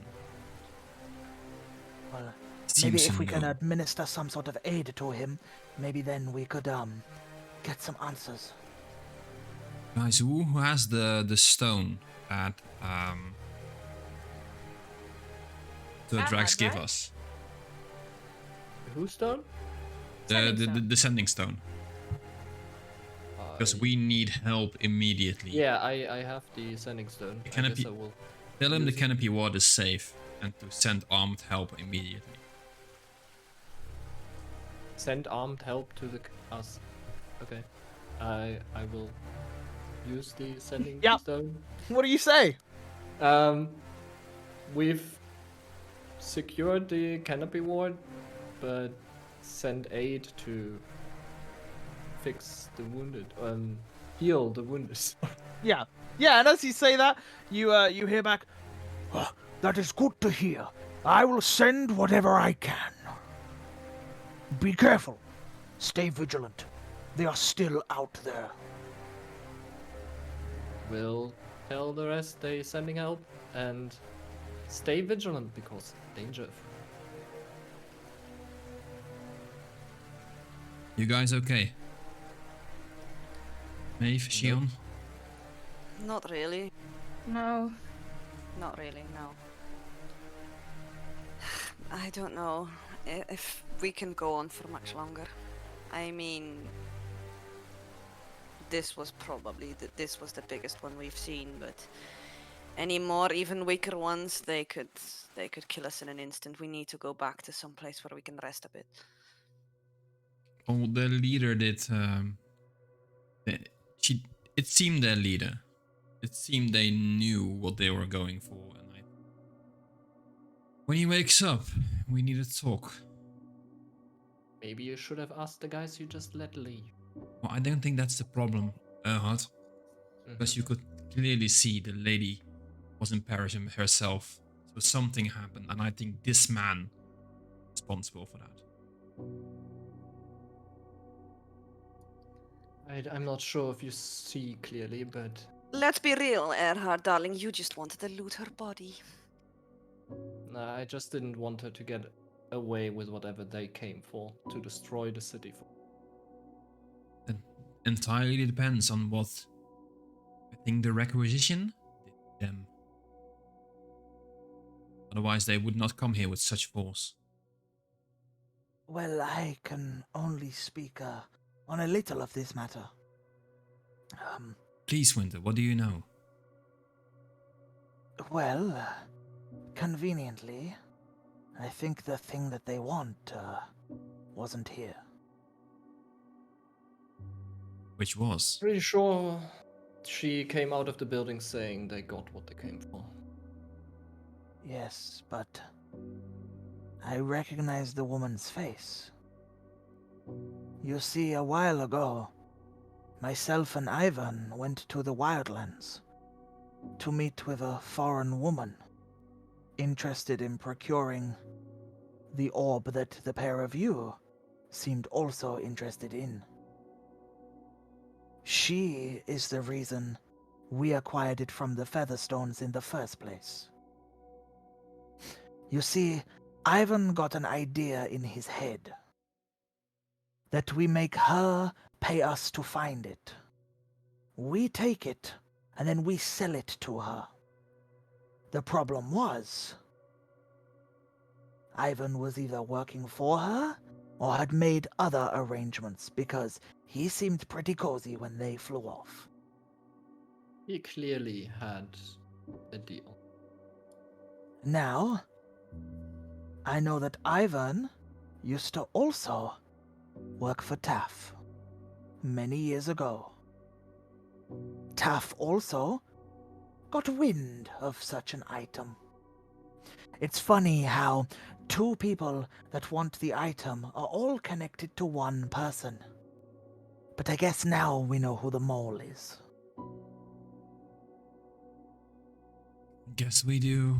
I guess we do. What more can you tell us about Ivan? Like, Ivan is a trickster and a scoundrel. He would sell his own grandmother if it was possible. That so man... No connections. That man has no loyalty to anyone but coin. He was only kept within the requisition due to his strong ties with Kingston's father. Before he passed, Ivan helped manage things for a time, until Kingston saw it fit to make him the fence.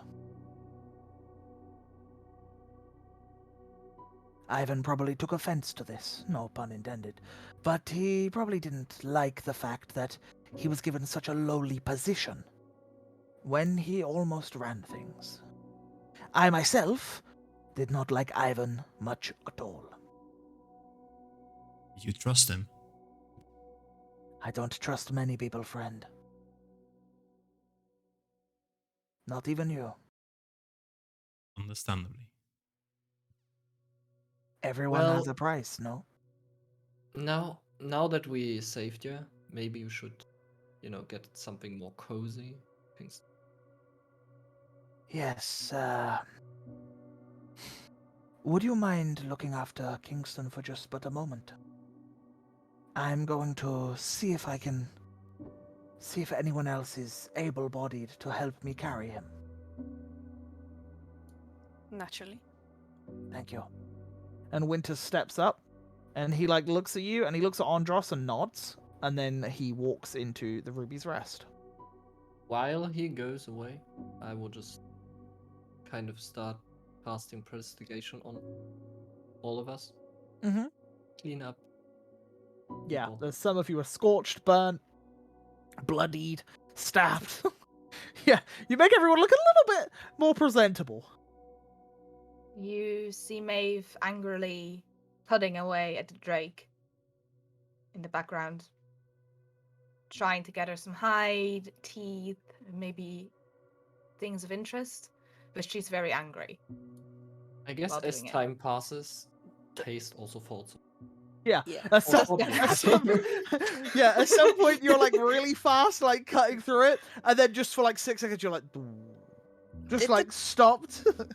Did the Drake have like something like a saddle or anything? It did, yes. It had. Can I check the saddlebags? Yeah, sure. Yeah, as you begin unbuckling the saddle, 'cause it's quite a large straps because of like where its back is, you pull it down and you do hear some sort of noise coming from within. And yeah, you start looking into the saddlebags, and what you can see is there are 3 vials in there. All of a red liquid. Appears to be similar to a healing potion that you have had before. Have you had greater healing potions before? No. I don't think you have. Okay. There was one so, for sale and we didn't buy it. but you've seen it, right? Freaking expensive. We've seen There it, you but we go. didn't buy it. It looks very similar to the greater healing potion that you saw, and there's 3 of them, which you see in there, as well as you do see a large pouch of coins.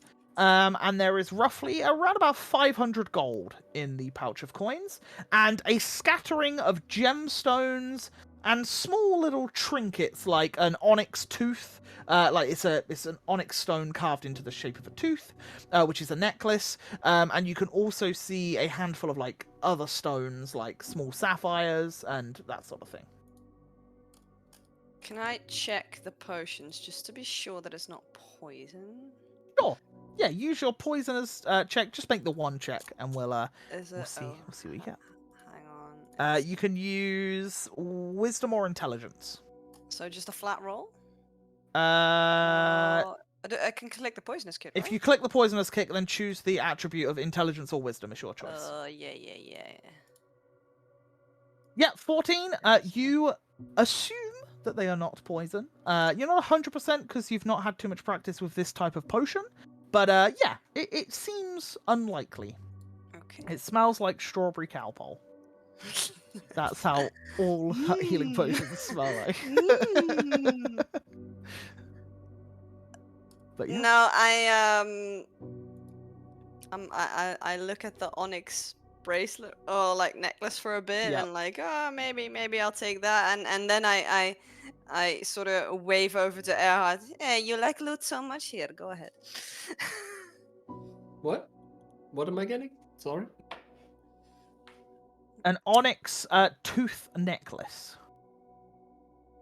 Yay.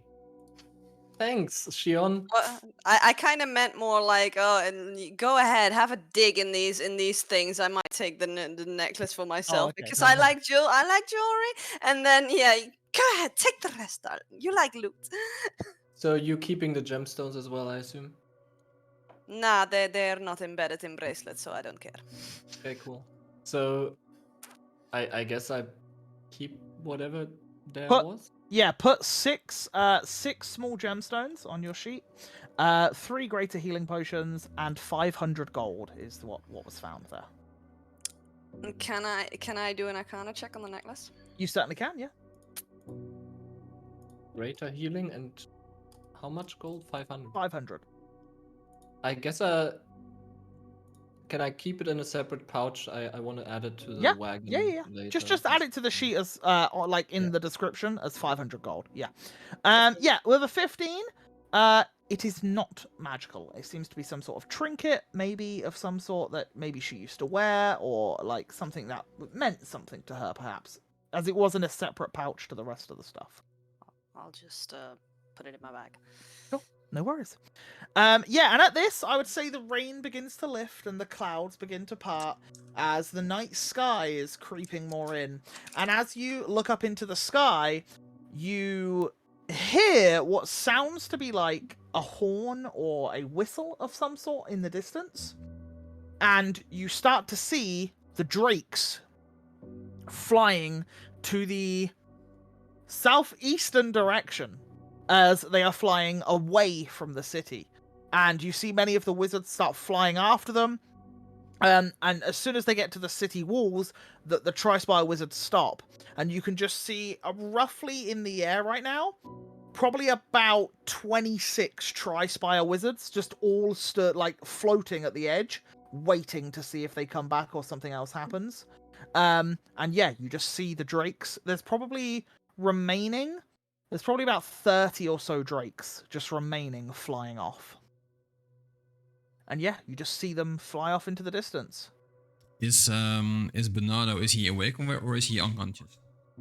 Bernardo will be asleep for a little while, unless someone wants to give him a boost to try and wake him up.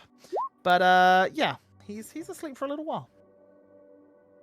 I'll let him sleep for now, but I'm sitting, lying.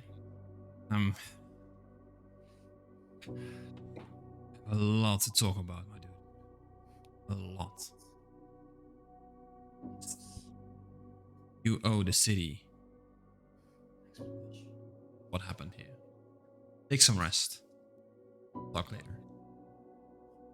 And just as you say that, and the rest of you are putting loot away and calming down, carving some of the undead elephant, the drake up, you see Winters emerge from the Ruby's Rest alongside I think his name was Starlight.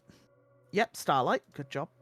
And you see the dwarven chap who was behind the bar as all three of them come out, and you can see that there's like, it looks like maybe Starlight's shoulder's slightly dislocated, as he kind of like walks out as holding the shoulder, and then the dwarven fella has just got like blood all across his face and just looks a little beaten up, and as they all come stumbling out, the dwarven fella's just like, alright, this is a fucking mess, isn't it? Shall we try to find somewhere a little bit more cozy? You look like shit, all of you. I won't deny we can all use some rest. And a bath. Oh, a bath. Alright, well, hey, follow me.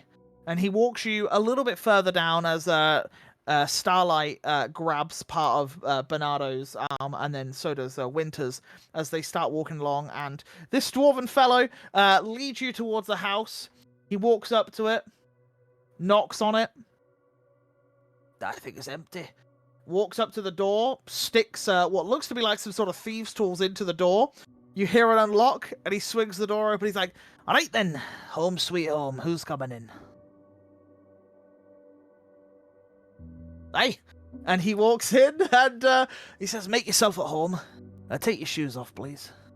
And yeah, he walks out into the house with his shoes on, steps into the living room, and as you all begin to just crash in this random person's house in the Canopy Ward, where the residence is probably somewhere else right now, we are going to end today's session as you all slump in the chairs, the armchairs. Some of you go up, run a bath, and just fall into the bath. And yeah, there are a few beds that you can lay on. Bernardo gets rested on a bed.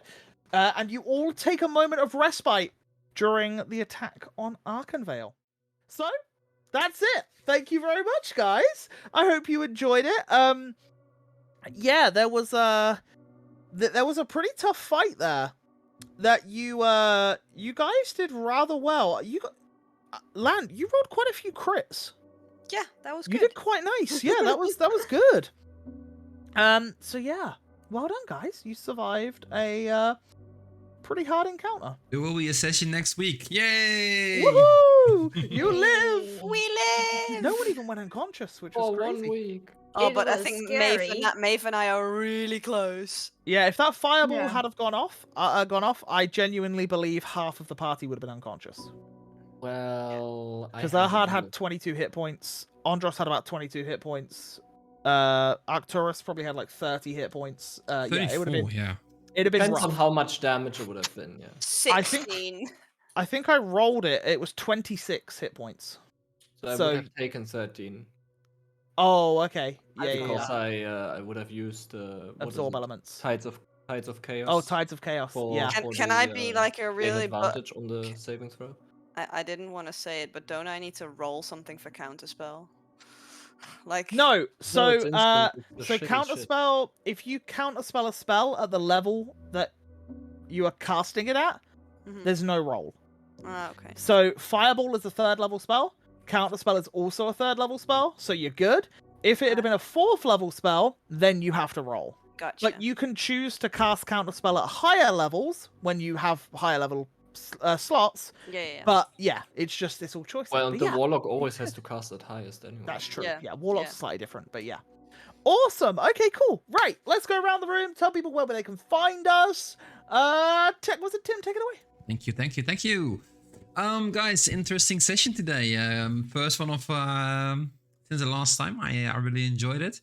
You can normally find me at the Team Logic NL channel, where we play variety games. And we play Rimworld, we play Pokemon, we play Horizon Forbidden West, which we are actually gonna play tomorrow again because we still have to finish that story mode. So yeah, I won't tell any spoilers, but it's gonna be wicked. Yeah, make sure you drop in tomorrow, and otherwise we'll see you somewhere else this week on the channel. Yeah, thank you for watching. I'm not doing anything tomorrow, and I'm not going shopping in the morning, so I hopefully should be able to watch. Because I always have to go shopping when you're streaming on a Saturday. And like, now you "No, damn don't. it." Yes. Yeah, good. At least Yeah, I have Jess one has already viewer. done it. Yes. Jess did it today, so I'm like, good, yeah, sweet. Cool, yeah, and below Tim, we have the Eagle Outlaw, who couldn't be here today, but he should be back next week, where he gets to unravel this aftermath, and hopefully he watches the VOD, so he knows everything that happened and all that jazz. But yeah, we'll see. You can find him at the Eagle Zero Outlaw. That's the Eagle Zero Outlaw. It's a 0, not an O. 0. Okay, cool. Awesome. Smitty, take it away. Hello. So through the follows. Yeah, exciting to be back. I was nervous, but we all lived. But it's not over yet. You can find me tomorrow at 4 p.m. CET playing some Resident Evil 2 as Claire. So that's exciting. And otherwise, you can find me doing some Zelda on Mondays and Wednesdays. So yeah, come find me there. Resident Evil is Claire, so you'd finished Leon? I did Leon. Yeah, I finished Leon. Damn it. Yeah, but you were in Dubai, Dublin. Wow, I was in Dublin. Okay, cool. Well, I prefer Claire anyway, so I want to watch that. Cool, awesome. So much cool stuff going on. And across the social list follows, across the side of the screen, Zeb, take it away. Yeah, I'm Agent Zeb. I'm actually on leave for the next 3 weeks, so I will finally actually stream, not just saying that. So yeah, when I'm back Monday, because this weekend we're going on a family thing. So yeah, Monday, gonna start streaming probably every freaking day of the week because, well, I've, missed streaming.